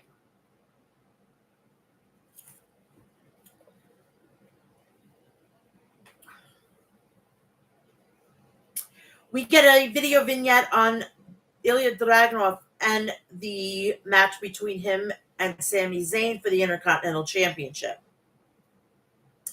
Alpha Academy. Chad Gable makes his way down to the ring, and he will call out Bo Dallas. We head to the back where Rhea Ripley and Dominic Mysterio tells Dominic Mysterio that she doesn't belong to him as he belongs to her. Ripley then hands Dominic a black rose and walks off. Hopefully everything is copacetic in the Judgment Day clubhouse. So Chad Gable starts off by gloating about solving the greatest mystery of all of WWE and announces that Uncle Howdy is really Bo Dallas. Gable then says he cracked the case, then demands Dallas to come down to the ring so they can solve their issues. Dallas makes his way out, but the Creed brothers blindside him on the ramp. Brutus sends Dallas crashing into the barricade, and Julius sends him crashing into the ring post. Julius then dumps Dallas into the ring, and Gable and Creed stand tall over Dallas. Dallas then begins to laugh, and the Creeds hold Dallas in place as Gable delivers some forearms on him. The Creeds then double team Dallas, and Gable hits Dallas with a German suplex. Dallas then continues to laugh in the corner, and Gable asks him, what is he laughing at? Dallas then tells Gable, there you are, and the lights go out. The White Six music begins, and the smoke fills the ring. Sister Abigail, Mercy the Buzzard, Rambling Rabbit, and Huskus the Big Boy then walk through the door. Their silhouette are shown on the stage as Sister Abigail holds up the lantern. The Wyatt Six are surrounded, Gable and the Creeds in the ring, but the Creeds retreat. Dallas then gets out of the corner and falls to his knees as the rest of the Wyatt Six surround him. Sami Zayn, Ilya Dragunov will tore the fucking house down. Oh my God. Now this is the shit I like. Honestly. So speaking of that, that's the matchup next. So it's Ilya Dragunov versus Sami Zayn for the Intercontinental title. The match starts off with both men taking turns locking in each other's submission holds before Zayn hits a chop on Dragunov. Dragunov then responds with one of his own and delivers some right hands on Zayn. Zayn then sends Dragunov out of the ring and hits him with a springboard moonsault. Dragunov then hits a boot on Zayn in the corner. Zayn then responds with a series of right hands on Dragunov. Then nails him with a clothesline. Dragunov then nails Zayn with a knee and looks for a Constantine special. But Zayn sees him coming and counters into a blue thunder bomb. Zayn then goes for a pin, but Dragunov kicks out. Zayn then charges at Dragunov, but Dragunov intercepts him with a boot. Dragunov then looks to hit an H-bomb, but Zayn catches him with a boot and goes for a pin.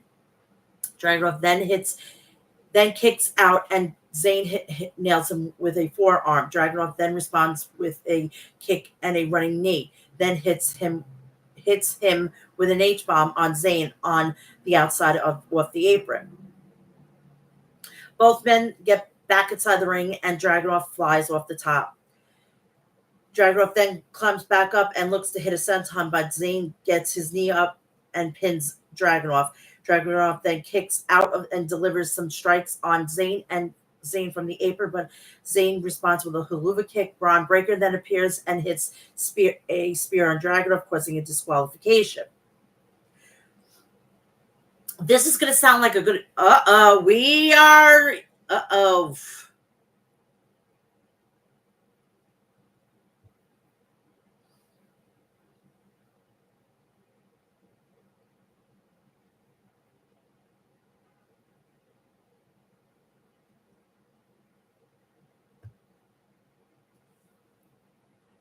That's it.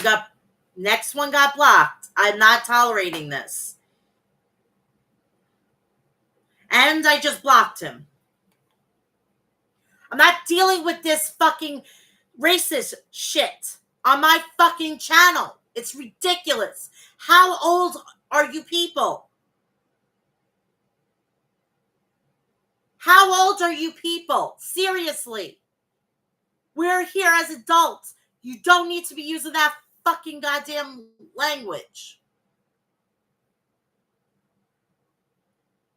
So after the match, Zayn delivers some right hands on Breaker. Zayn then Breaker's face, bouncing off the announce desk, and gets him in the ring. But Breaker then nails Zayn with a back body drop and runs the ropes, then hits him with a spear. Breaker then stands tall over Zayn, and show comes to the end.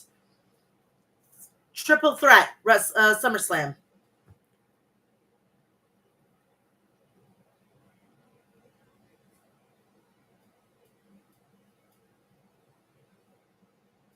I'm not going to tell you who I voted for or not voted for.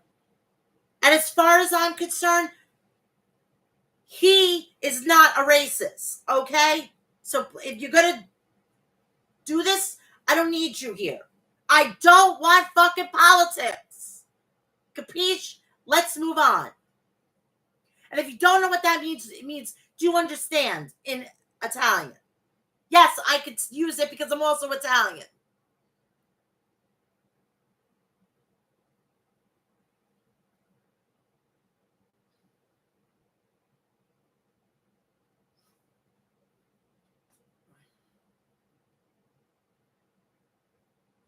It's okay, just don't bring it up again.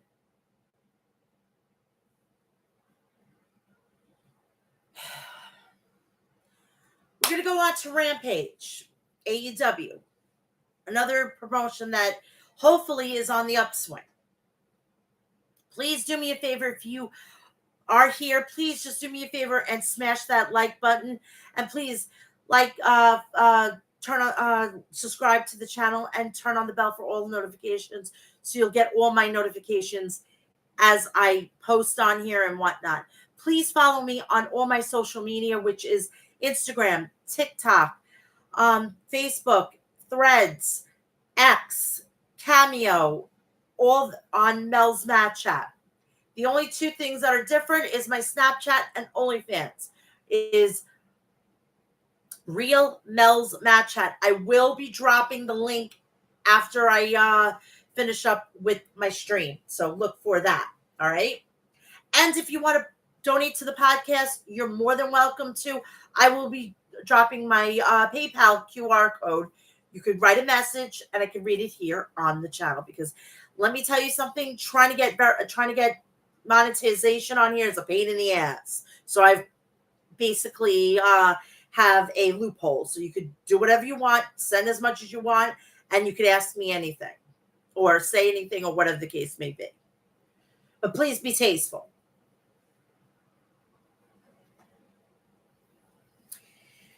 Rampage. This was from last Friday. It was coming from Landers Center in South Haven, Mississippi. The first match we started off with was Tony Nese and Arya Daivari versus the House of Black, Malachi Black and Brody King.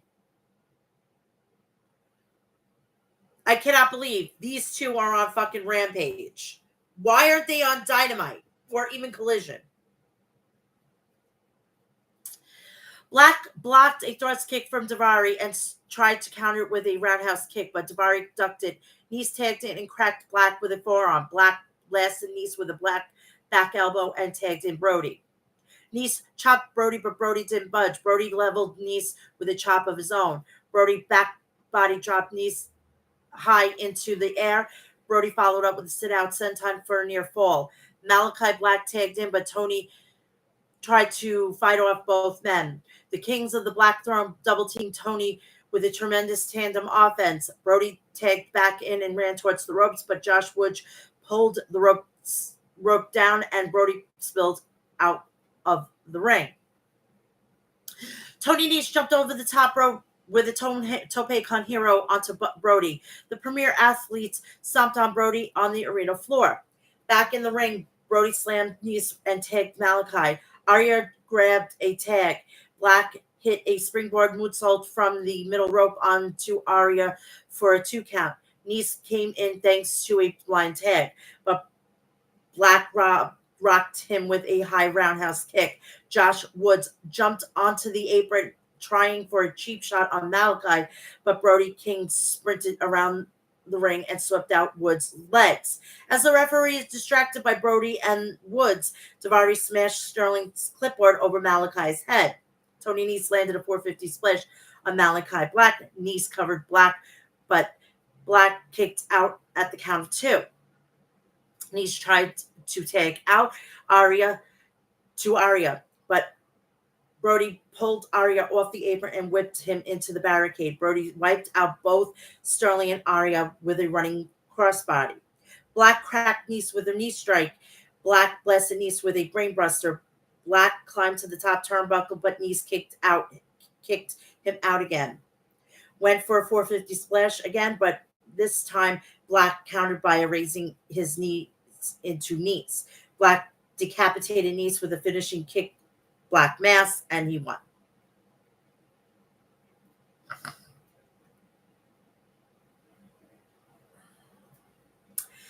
The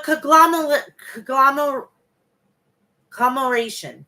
Ring of Honor champion Mark Briscoe, Freshly Squeezed Orange, and Kyle O'Reilly joined the broadcast booth for the match. Unnecessary. Roderick Strong and the Undisputed Kingdom with Mike Bennett and Mike Taven versus Ben Bishop. This was over before it was even done. Honestly. Bishop shoved Roddy to the mat. Roddy chopped Ben down and hit a sick kick. Roddy cracked Ben in the jaw with a knee strike and pinned Ben Bishop. Let's go stare these guys down, said Orange. The conglomeration got on the ramp, in fact, had a stare down, and the Undisputed Kingdom from the ring. Roddy shouted, Kyle, you're better with me.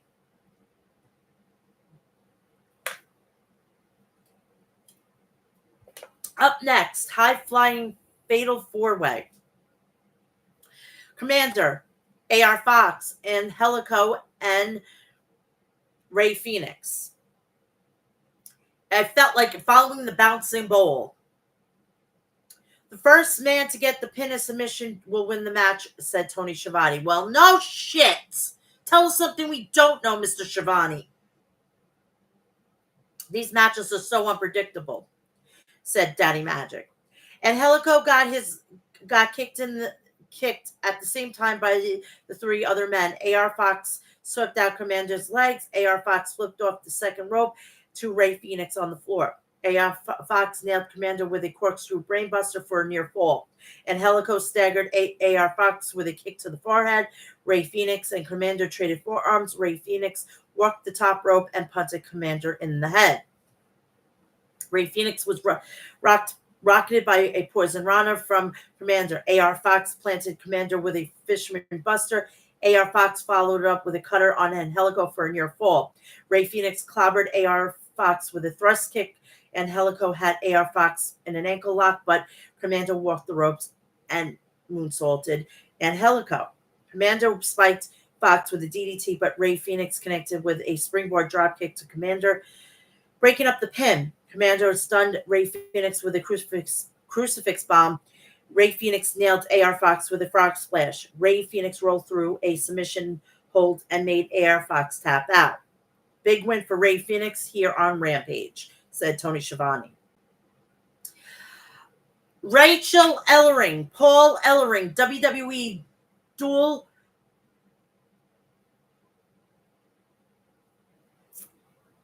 Hall of Famer. Paul Ellering's daughter has just became All Elite. So she was facing Thunder Rosa. Man, Thunder, where you should be on fucking Dynamite, you have the likes of Mercedes. And you're just you're basically going down. When is your contract up? So Thunder Rosa drop kicked Rachel in the shoulder. Thunder Rosa followed up with a running elbow shot in the corner. Thunder Rosa ran over Rachel with a running lariat. Thunder Rosa swarmed Rachel Ellering in the corner with chops. Rachel rallied back with a big European uppercut and then a sit-out senton for a near fall on Thunder. Thunder Rosa rocked Rachel with a drop kick against the ropes. Thunder Rosa stomped Rachel on the midsection. Thunder Rosa applied the Cobra Clutch type submission, and Rachel Ellering tapped out. After the match, Thunder Rosa helped Rachel Ellering to her feet. The virtuosa Deonna Purrazzo ran to the ring and shoved Rachel Ellering into Thunder Rosa. Deonna mounted Thunder Rosa and began to ground and pound her. Rachel came to Thunder Rosa's aid, pulling Deonna off of Thunder Rosa. Deonna cracked Rachel with a pump kick. Deonna knocked out Thunder Rosa with a pump kick. This is not enough. It's not enough that Deonna has beaten Thunder Rosa twice in a row. Now she ruined Thunder Rosa's victory party tonight, said Daddy Magic. There's a deep-rooted hatred between these two ladies, especially as Deonna is concerned, who has a personal injury with Thunder Rosa, replied Tony Schiavone.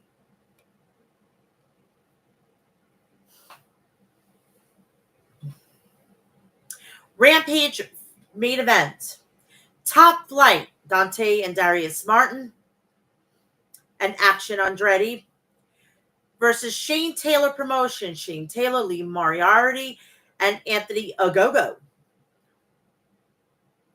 Darius dropkicked Moriarty. Dante and Ogogo tagged in for their respective teams.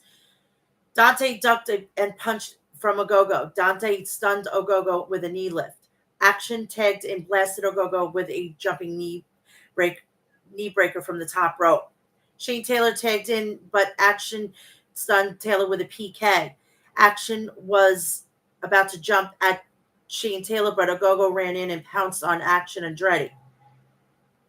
Shane Taylor Promotion used quick tags to pummel Dante in their corner of the ring. Dante is in no man's land, said Schiavone. Get out of that corner, Dante, chimed in Daddy Magic. Dante drilled Shane Taylor with a bulldog. Darius got the tag and cleaned house on Shane Taylor Promotions. Darius smashed Moriarty with a flatliner for a near fall. Action tagged in and took down Lee with a shotgun dropkick and a standing moonsault for a near fall. Darius got lured by Shane Taylor, who wiped him out with a lariat. Dante jumped on in, but Moriarty planted him with a flatliner. Everyone's down, said Daddy Magic. Action connected with a springboard lariat on Moriarty. Shane Taylor had Action in his sights. Taylor head-butted Action Andretti. Taylor smashed Action with a big knee strike and then wiped him out with a wicked right hand punch. Taylor covered on Action and pinned him, stealing the victory from Shane Taylor Promotion. So that was that.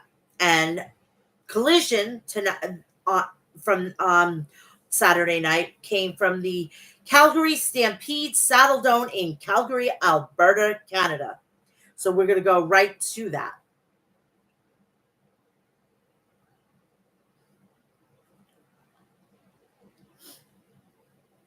Collision.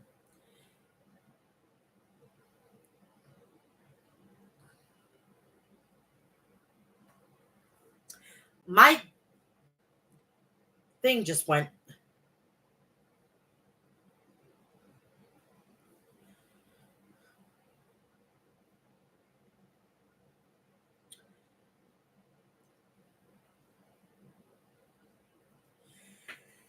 So Collision started off with Konosuke Takesha versus the Dynamite Kid Tom Billington. I thought I would never be saying that name ever again. Takesha shoved Billington to the mat. Takesha booted Billington in the head, but Billington charged back with a shoulder tackle. Billington drop kicked Takesha. Billington tried his luck again, but Takesha dodged the second drop kick attempt from Billington. Billington tried for a running crossbody, and both men spilled to the arena floor. Billington body slammed Takesha on the arena floor. Billington climbed to the top turnbuckle, but Takesha knocked Billington down and blasted Billington with a brainbuster from the top rope. Takesha and Billington traded forearms. Takesha whipped Billington into the steel ring post. Billington managed to get to his feet and jumped off the top with a crossbody to Takesha on the floor. Billington climbed back up and nailed Takesha with a shotgun dropkick. Tommy took down Takesha with a snap suplex. Tommy Billington climbed up for a diving headbutt, but Takesha power slammed Billington halfway across the ring. Takesha tried for a tombstone, but Tommy reversed it and spiked Takesha. Tommy climbed to the top rope, went for a diving headbutt, but Takesha dodged it. Takesha planted Billington with a blue thunder bomb, but Billington kicked out at the count of 2. Takesha cracked Tommy with a running lariat. Takesha hit the T-trigger knee strike and pinned Billington. Don Callis joined Takesha in the ring. Oh boy, here we go. Hey, mommy, I missed you. Hey, cornstarch Cameron, how are you today? So Don Callis, I have something important to say. Tom Billington wrestled the match of a lifetime against Takesha. Come on, kid. My name is Don Callis, but you already know that. That was a tremendous, tremendous effort. And when I look at you, you've got the blood of Dynamite Kid running through your veins. You've got everything that I look for in the Don Callis family. I remember my mentor, Bad News Allen, was also the mentor of your uncle. Bad News was a mentor of my mentor, and now I can be your mentor. Bad News Allen would want this. Your uncle would want this. So let's seal it with a handshake. Welcome to the Don Callis family. What's your name, kid? Billington. Kiss my ass. Callis slapped Billington. Billington grabbed Callis by the lapel, but Takesha clubbed Billington from behind. Kaya Fletcher ran down and booted Billington. FTR, Dax Hardwood, and Cash Wheeler sprinted to the ring, come to the aid of Billington, of course, because you know them. Anything to do with Bret the Hitman Hart, it's like they're jerking off to it. Please, please, please put your fucking fandom aside for a minute. My God, please, you're becoming too much of a mark for Bret Hart, both of you. Simmer down, simmer down. FTR slugged it out with Takesha and Fletcher until Don Callis' family retreated. We have a trios match. The Unified World Champion, the Guns, Austin and Colton Gunn and Juice Robinson versus Michael Allen, Richard Clark, Sean Moore, and London Lightning.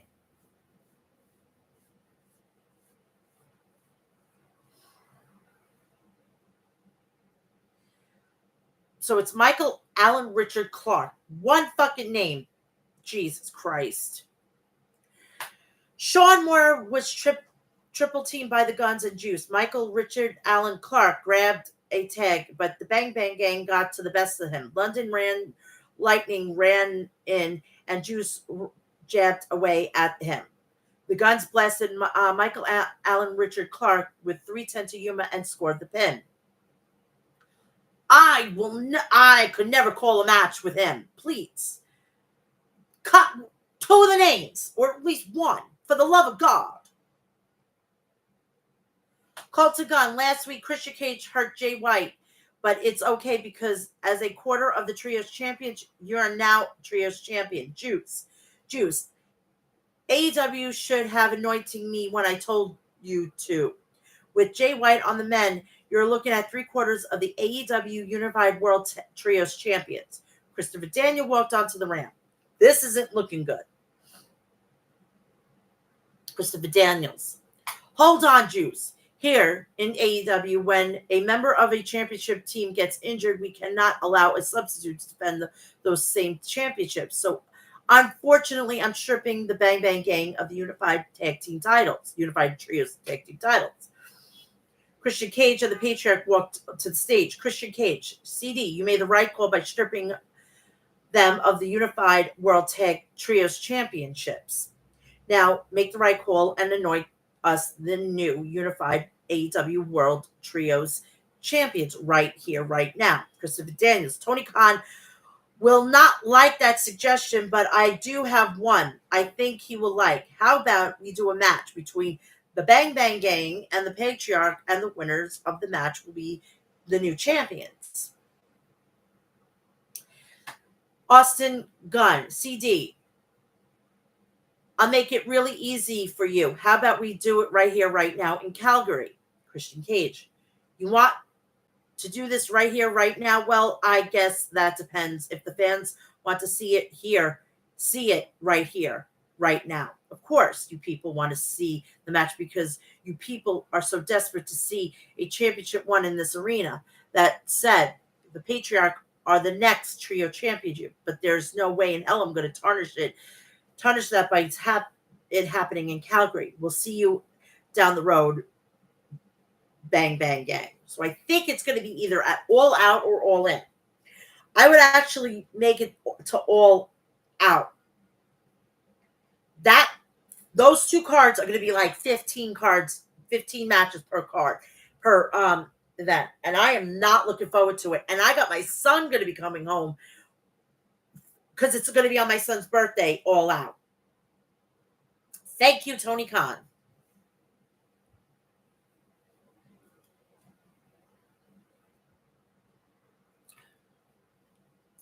Roderick Strong versus Dalton Castle. Dalton grappled Roderick to the mat. Roderick cracked Dalton with a kick to the bridge of the nose. Dalton fired back with a running knee strike to Roderick.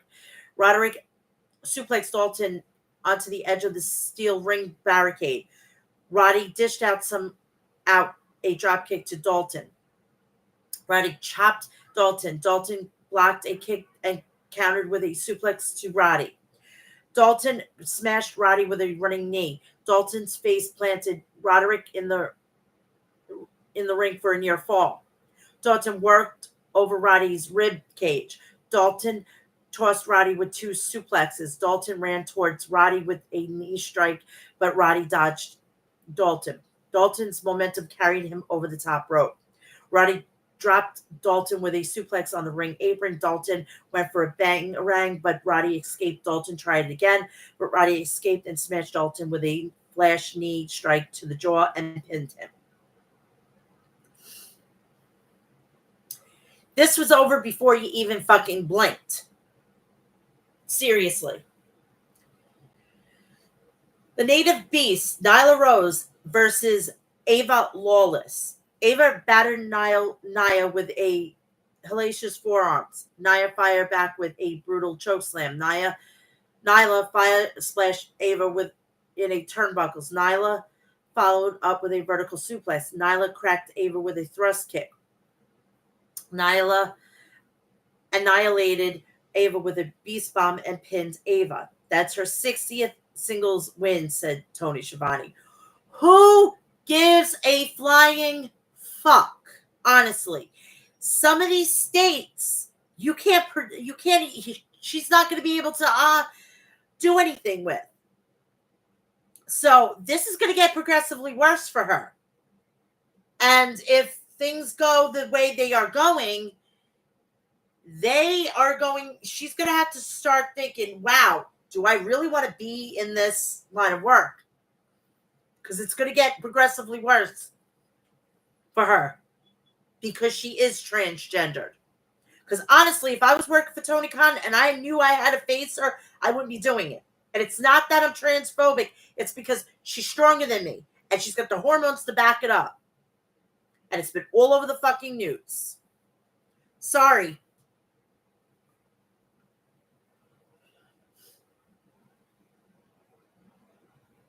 I don't downshift like that.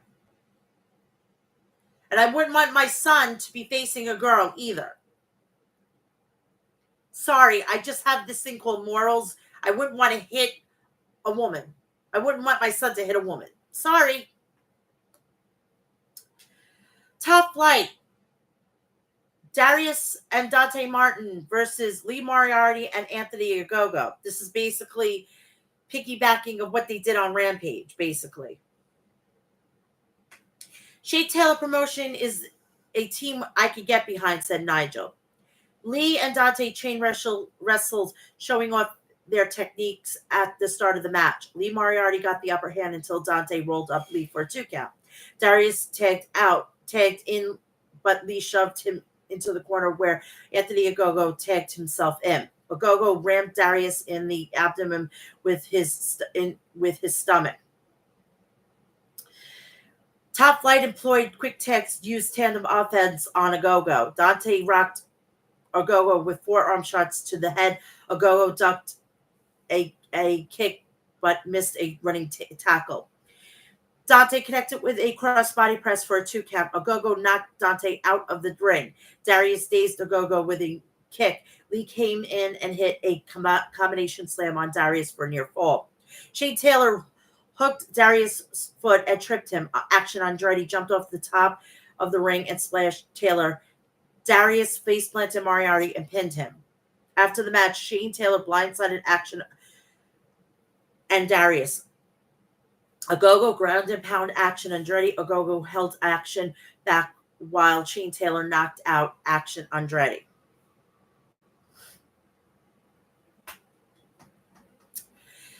Sky Blue versus Harley Cameron. Really? My, have the mighty have fallen.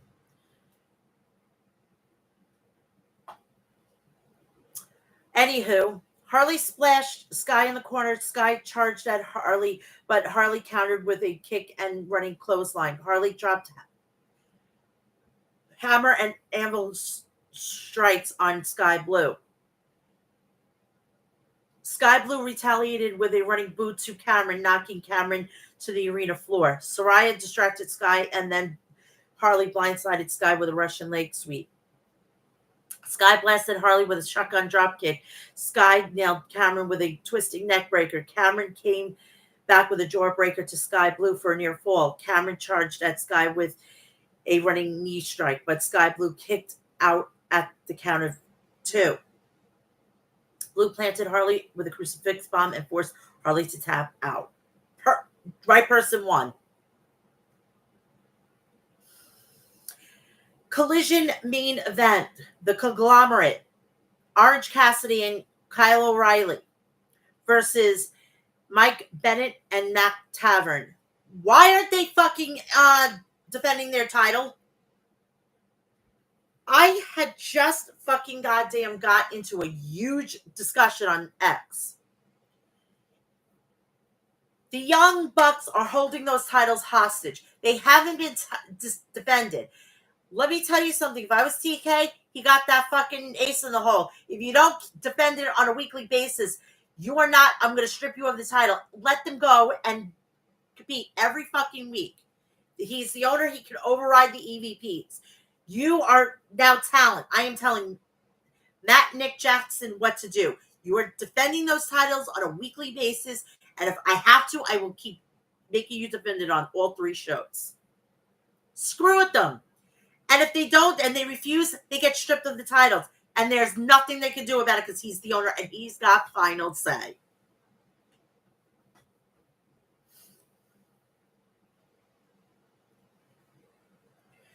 So Roderick Strong joined the broadcast for this match. Neither Bennett or Taven wanted to fight Kyle, arguing outside the ring. Orange rocketed outside with a tope suicida and wiped out the Undisputed Kingdom, taking the fight to them. Orange backed body dropped Taven. Kyle walked up behind Bennett and walloped him with a roundhouse kicks. Taven jumped in, but Kyle blocked a leg sweep until Taven raked Kyle in the eyes. Orange smashed Taven with a stun dog millionaire. Kyle put Bennett in an ankle lock until Bennett forced Kyle to kick into a kick from Taven. Kyle put a real naked choke on Bennett until Taven jumped in with a sick kick to Kyle. Taven ate a knee from Kyle. Kyle retaliated a comeback with a comeback lariat to the Undisputed Kingdom. The fans chanted, "This is awesome. This is awesome."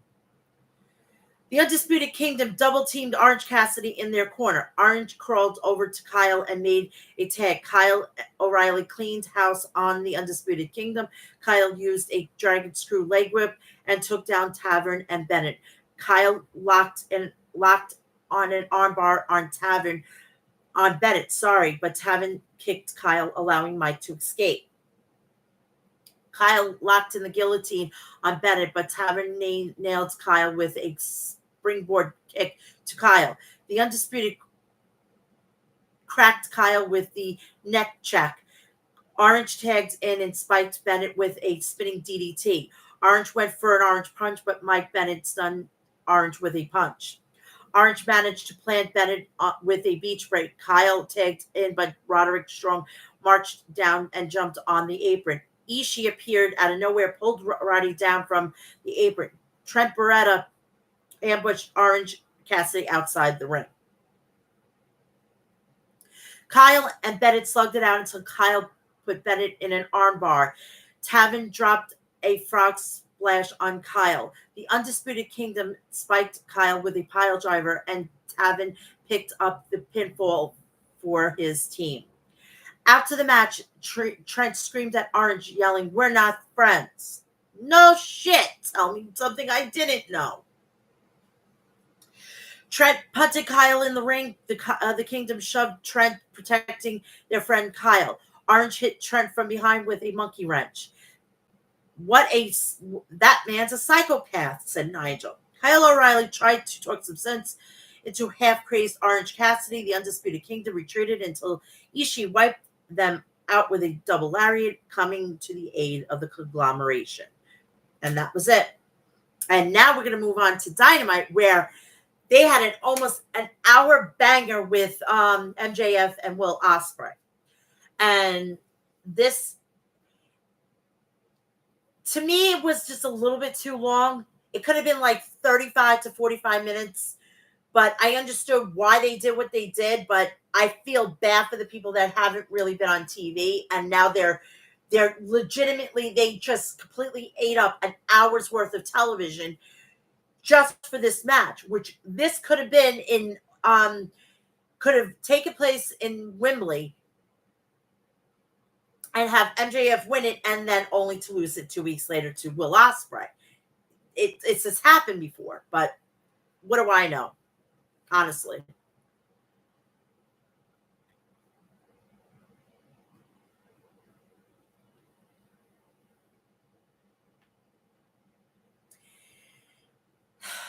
AEW Dynamite, 250 episode, coming from Simmons Bank Arena in Little Rock, Arkansas. I am telling you, I did not get up from my fucking seat. I laid in bed and I relaxed and I watched this. Crazy. Just crazy.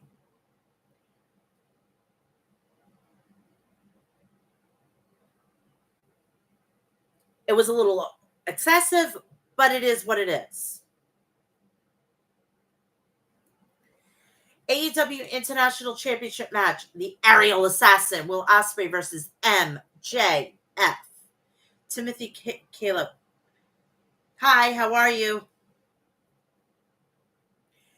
After some taunting from MJF, Ospreay tripped up MJF and went for the hidden blade right away, but MJF ducked it. Ospreay landed a clothesline, sending MJF over the top rope to the floor.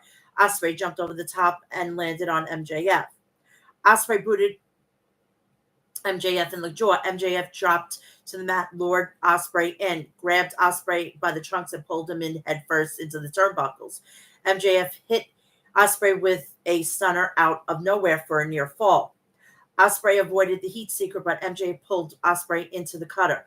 Ospreay connected with an elbow strike from the top turnbuckle right on target. Ospreay flipped over the top rope with a handspring Suzuki special from MJF. Ospreay splashed MJF with a shooting star press, then a star twister press from the middle rope for a 2 count on MJF. That's why they call him the Aerial Assassin, said Excalibur. Ospreay makes it look easy, and it's not, said Taz. The fans chanted, "This is awesome, this is awesome." And I'm glad Taz came back. I was so happy about that. Fucking EVPs. Fucking kiss my ass. MJF rolled out of bounds, rolling out of the ring. Ospreay grabbed a timekeeper's table and set it up near the ring. MJF crawled out of the range of the champion and back in the ring. MJF hit a thrust kick and then stuck Will with a pile driver for a near fall. MJF went to work on Ospreay's left leg and knee. Ospreay chopped at MJF, but MJF back dropped Ospreay. MJF applied a figure 4 leg lock on Ospreay. The champ made the turn and reversed the hold. MJF turned the hips and applied the pressure back onto Ospreay, but Ospreay grabbed the ropes to force the ref to break the hold. Max blistered Ospreay in the chest with chops. MJF whipped Ospreay in the corner, but Ospreay crumbled. Ospreay clutched his leg. Ospreay pulled down his knee pad to allow more blood to flow to the injured area. MJF gouged at the champ's eye. MJF blocked Ospreay. Ospreay countered MJF with a Sundog Millionaire, followed up with an Oz Cutter. MJF took himself out of play by rolling to the arena floor. Ospreay was looking for another Oz Cutter, but MJF dodged it, and Ospreay landed hard on his shoulder on the apron. MJF smashed Ospreay with a shoulder breaker. Ospreay followed up with a Made in Japan for a near fall. Ospreay managed to connect with a handspring corkscrew kick out of nowhere. Ospreay powerbombed MJF out of the torture rack for a 2 count on MJF. The fans chanted, "Fight forever, fight forever." Speaking of fight forever, what's going on with the video game, Mr. Omega? You can't be that bad. Your stomach can't be that bad to not be able to continue the video game. I mean, this is not just you buy it every year, you get it updated. So I don't know what's going on, but come on, you know? Max tried to leave, retreating through the fans, but Ospreay followed him up the ring the arena steps. Ospreay battered MJF with knee strikes. MJF threw fans' beverage into Ospreay's face. Ospreay rallied back and put MJF on the timekeeper's table. Ospreay climbed to the top turnbuckle, but MJF rolled off, taking himself out of range. MJF grabbed Ospreay and went for a tombstone pile driver, but Ospreay escaped, countering with a roll-up for a near fall. MJF blasted Ospreay with a Long Island Sunrise move after my own heart. I'm a Long Island girl. For near fall, MJF put Ospreay into the timekeeper's table. MJF climbed to the top turnbuckle, but Ospreay rolled off the table. MJF whipped Ospreay into the barricade. MJF charged at Ospreay with a big boot to Ospreay's face. MJF whipped Ospreay into the barricade again, but this time Ospreay countered with an Oz Cutter from the barricade. MJF was looking for a crossroads, but countered with his own crossroads. MJF poked Will in the eyes and then spiked Ospreay with a guillotine DDT for a near fall. Will blocked the heat seeker, but MJF connected with a lariat off the ropes for a near fall. Max is emptying the tank against the champion, and it's not working, said Taz. MJF tried for a tombstone on the apron, but Will reversed it. MJF escaped, but Ospreay hit MJF with a thrust kick. Ospreay nailed MJF with a Styles Clash. Everyone is on their feet, said Excalibur. These two guys have pushed each other to the limits, added Shivani. Ospreay planted MJF with one arm powerbomb for a near fall. MJF gouged Will's eyes out. Will hit a back elbow on MJF. MJF blocked an odds cutter and countered with a tombstone pile driver, but Ospreay kicked out of the counter too. Every time MJF hits one, I think of Daniel Garcia, said Tony Schiavone. MJF blocked a chop and wrenched on Ospreay's arm. MJF charged at Ospreay, but Ospreay dropped MJF over the top rope. Ospreay rocked MJF with a hidden blade. Ospreay smashed MJF with a flying forearm to the back of MJF's head. MJF swept out Ospreay's leg on the top rope. MJF tried for a Hurricane Rana off the ropes, but Ospreay countered with a avalanche-style clash. Will covered MJF, but MJF grabbed the ropes to break the ref's count. MJF nailed Will with a heat seeker onto the apron. MJF placed Will onto the timekeeper's table. MJF removed the turnbuckle pad so he wouldn't lose his footing. MJF climbed to the top turnbuckle, hit Ospreay with a flying elbow from the top, crashing onto Ospreay and smashing Ospreay through the table. Back in the ring, Ospreay went for a Hurricane Rana, but MJF countered with a backbreaker. MJF went for a kangaroo kick, but Will avoided it. Ospreay went for a Hurricane Rana off the top rope, but MJF landed on his feet. MJF connected with a lariat in the corner. MJF went for a Hurricane Rana off the top, but this time Ospreay landed on his feet. This is an all-timer. It really is, said Shivani.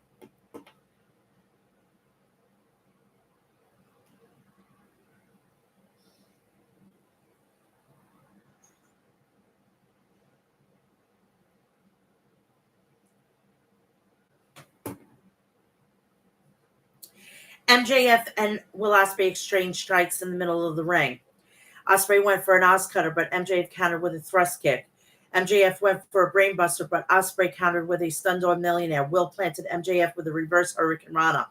Ospreay nailed MJF with a Spanish fly for a near fall.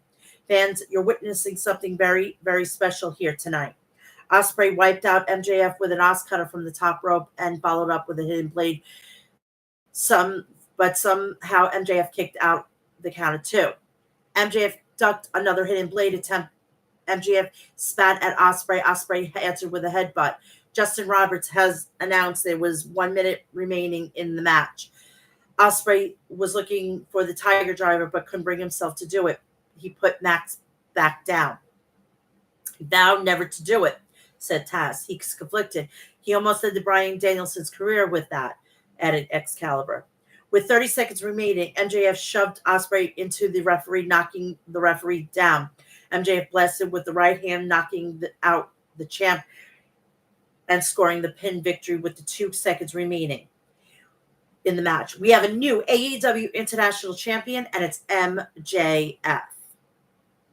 I'm assuming MJF had something in his hand, maybe the dynamite diamond ring, said Taz.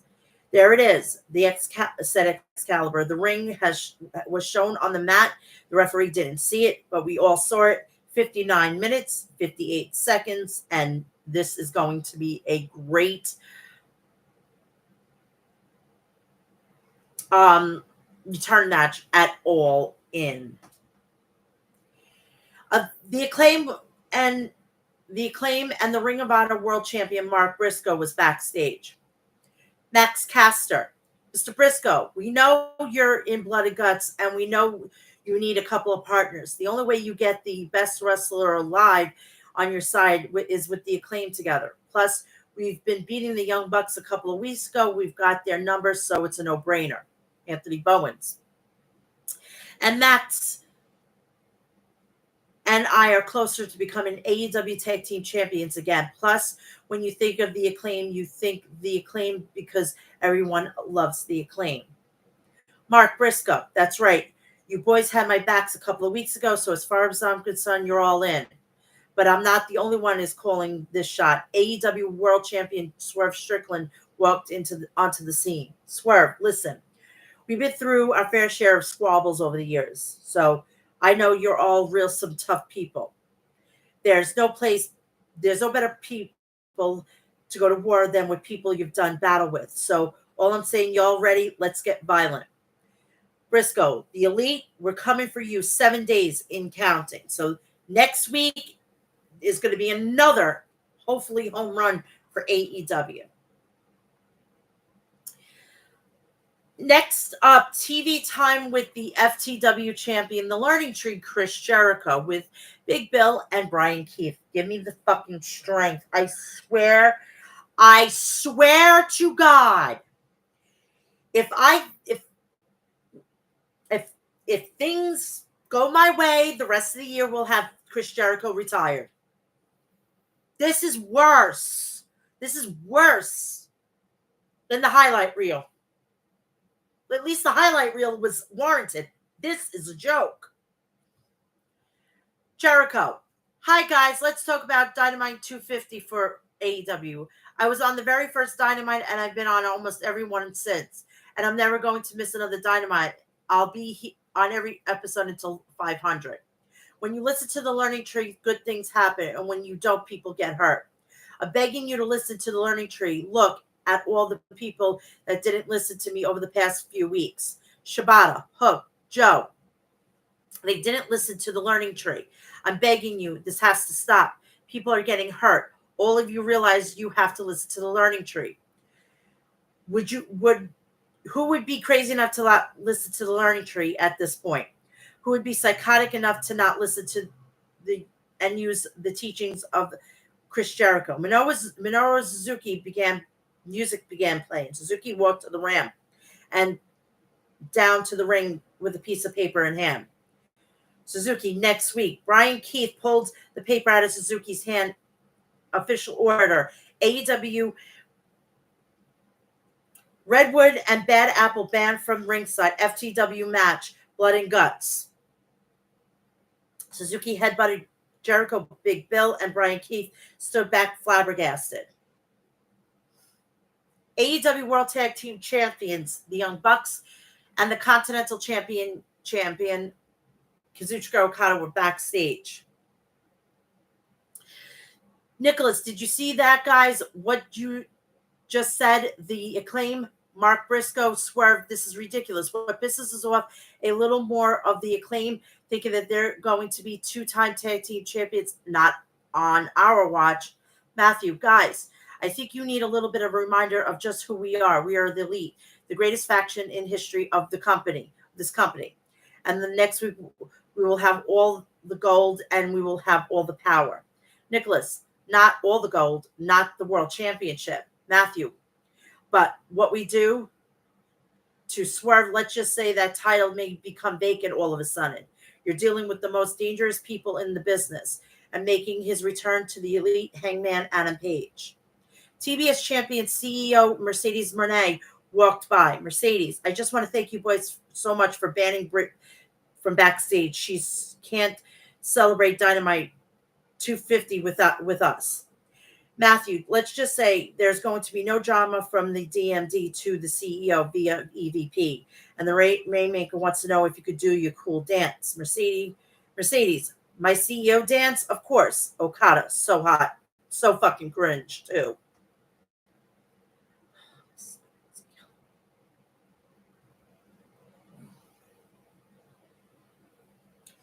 TBS Open Challenge. Mercedes versus Nyla Rose. Mercedes used a dropkick toe hold, getting Nyla off her feet. Nyla tried for a vertical suplex, but Mercedes escaped. Nyla blocked a DDT and put Mercedes on top rope. Nyla nailed Mercedes with a knee drop from the top rope for a 2 count. Nyla hit a snap suplex on the CEO and then clubbed her with a lariat. Nyla splashed Mercedes in the corner. Nyla connected with a cannonball in the corner for a near fall on Mercedes. Mercedes kicked Nyla off the ropes and splashed Nyla from the top turnbuckle. Mercedes smashed Nyla with a meteor before a near fall. Mercedes crushed Nyla with an avalanche bulldog. Mercedes grabbed a glove and placed it on her hair, mocking Dr. Britt Baker DMD surgical glove. Mercedes applied the lockjaw, but Nyla bit down. Mercedes applied the statement maker and forced Nyla to tap out. She may not be the dentist, but Mercedes still is the New Japan Strong Women's Champion and TBS Champion here tonight. Victory over Nyla Rose. A fan at ringside in Stink's mask was holding up Britt's sign. Mercedes grabbed the sign, tore it up. Pie-faced Mercedes knocking the champ down. The fan was removed the Sting mask and revealed to herself to be Dr. Britt Baker, DMD. Security formed a wall separating Britt and Mercedes from one another.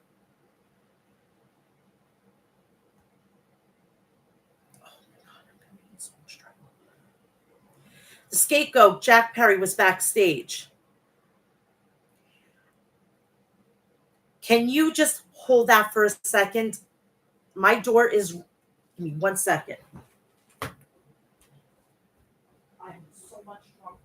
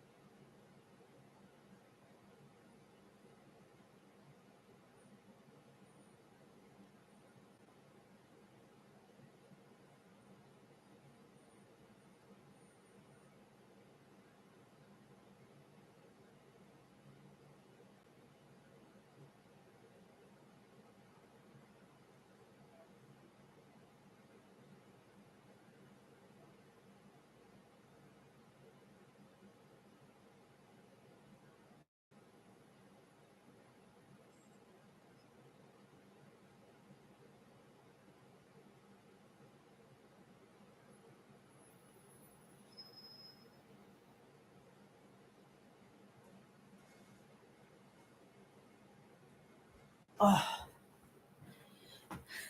sorry, that was my landlord. I had to answer that. My landlord was here. Sorry.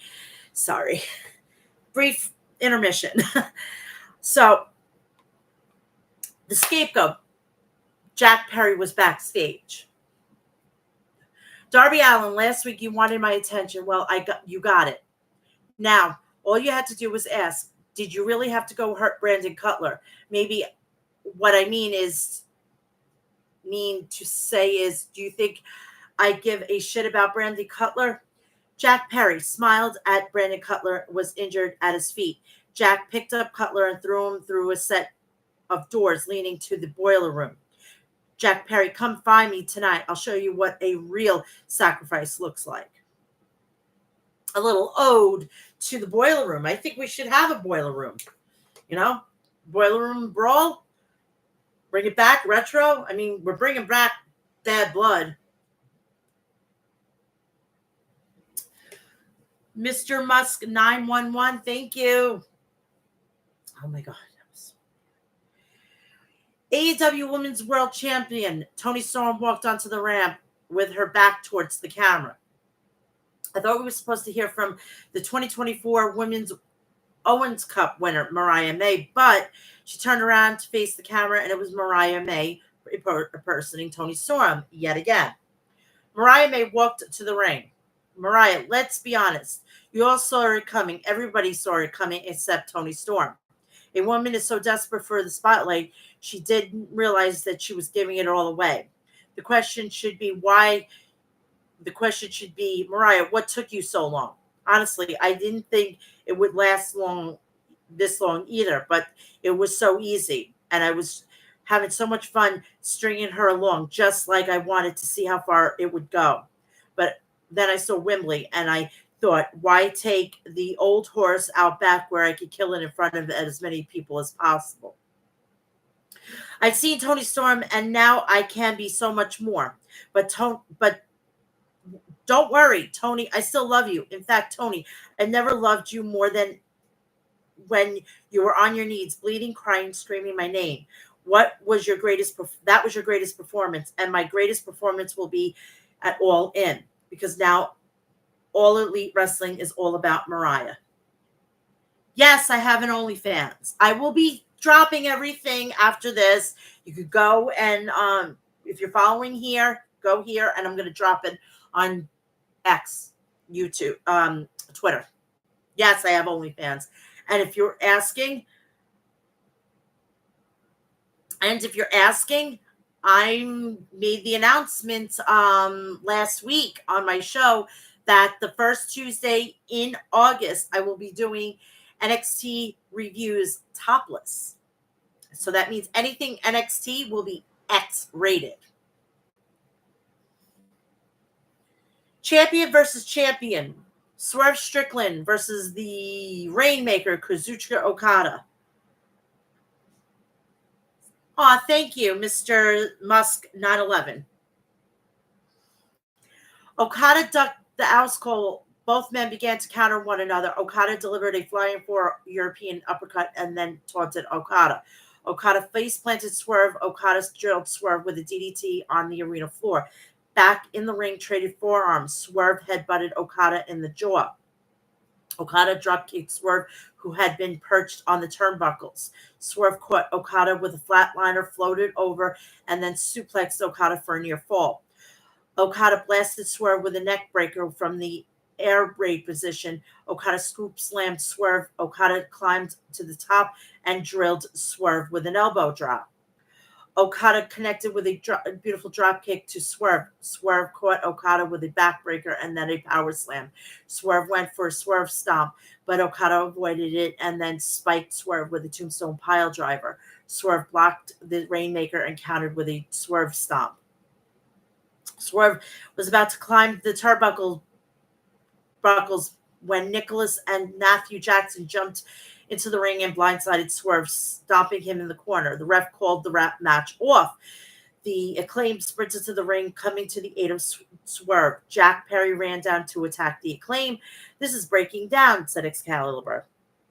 Ring of Honor World Champion Mark Briscoe ran to the ring for Team AEW. Briscoe and Jack Perry traded strikes in the center of the ring. Briscoe ducked a lariat from Perry and jumped through the ropes and wiped out the box on the arena floor. Jack spiked Briscoe with a DDT. Swerve caught Perry with a house call kick. Hangman Adam Page stormed his way to the ring. His sights set on Swerve. Okada tripped up Swerve from behind, pulling Swerve out of the ring. It was 5-on-4 with Team AEW outnumbered by the Elite. Security was trying to keep the athletes separated. Darby Allin's music began to play and the place erupted. Darby said he was coming for the Elite, and Excalibur said Excalibur. Where is he? I don't see him anywhere, replied Shivani. Darby descended from the rafters. Has Team AEW found his fifth member? It certainly seems so, said Excalibur. Both teams began to brawl 5-on-5. It was out of control. My God, blood and guts. Next week, screamed Shivani. It will be the most dangerous match of all of pro wrestling. Blood and guts next week. It's all going down 1 week from tonight, live on Dynamite from Nashville. So that's next week's main event, basically. So that is really it. You're all, you know, cinched up. You're ready for Blood and Guts. You're ready for SmackDown for tonight. It will be a game time decision after Slammiversary. If I definitely go live on sometime on one Monday, it's most likely going to be after sometime in the afternoon. So bear with me on that. Please do me a favor, like, share, and subscribe. Turn on the bell for all notifications so when I go live, upload a video, or do a short, you will know about it. Please follow me on Instagram, Facebook, Threads, X, TikTok, Cameo, all Mel's Mat Chat. Also, please follow me on Snapchat and OnlyFans. Snapchat and OnlyFans are real Mel's Mat Chat. I will link you the OnlyFans through this after I get off the stream. Please do me a favor. Go check out Maestro Classics at maestroclassics.com. Go check out Liquid Death at liquiddeath.com. Go check out Death Wish Coffee at deathwishcoffee.com. And go check out House of Glory at hogwrestling.net. I will be back here maybe on Monday, but definitely next week for episode 350 at 2 p.m. I want everybody to have a great weekend. I sure am. I want you all to. And please be kind, be nice, and stop with this stupid freaking name calling. And if you're going to come in here, you're going to go after my weight, tell me something I don't know. All right? Have a great weekend. And I may be seeing you Monday. Please check all social media platforms. More so on X and on here if I'm going to go live for Slammiversary on Monday for the review. But definitely I'll be back here on Friday at 2 p.m. for episode 350. Again, have a great rest of your weekend. I love you all and enjoy. And don't forget, August is coming. You will be seeing these live and in color right on my OnlyFans for NXT review. Triple X. It's gonna be labeled that way from now on. NXXXXT. So you'll get the whole gist of it. So it will be topless. So be prepared, but you're gonna have to pay for $5. Hey, it's $1.25 a week. So enjoy and have a great weekend. Love you all. Bye.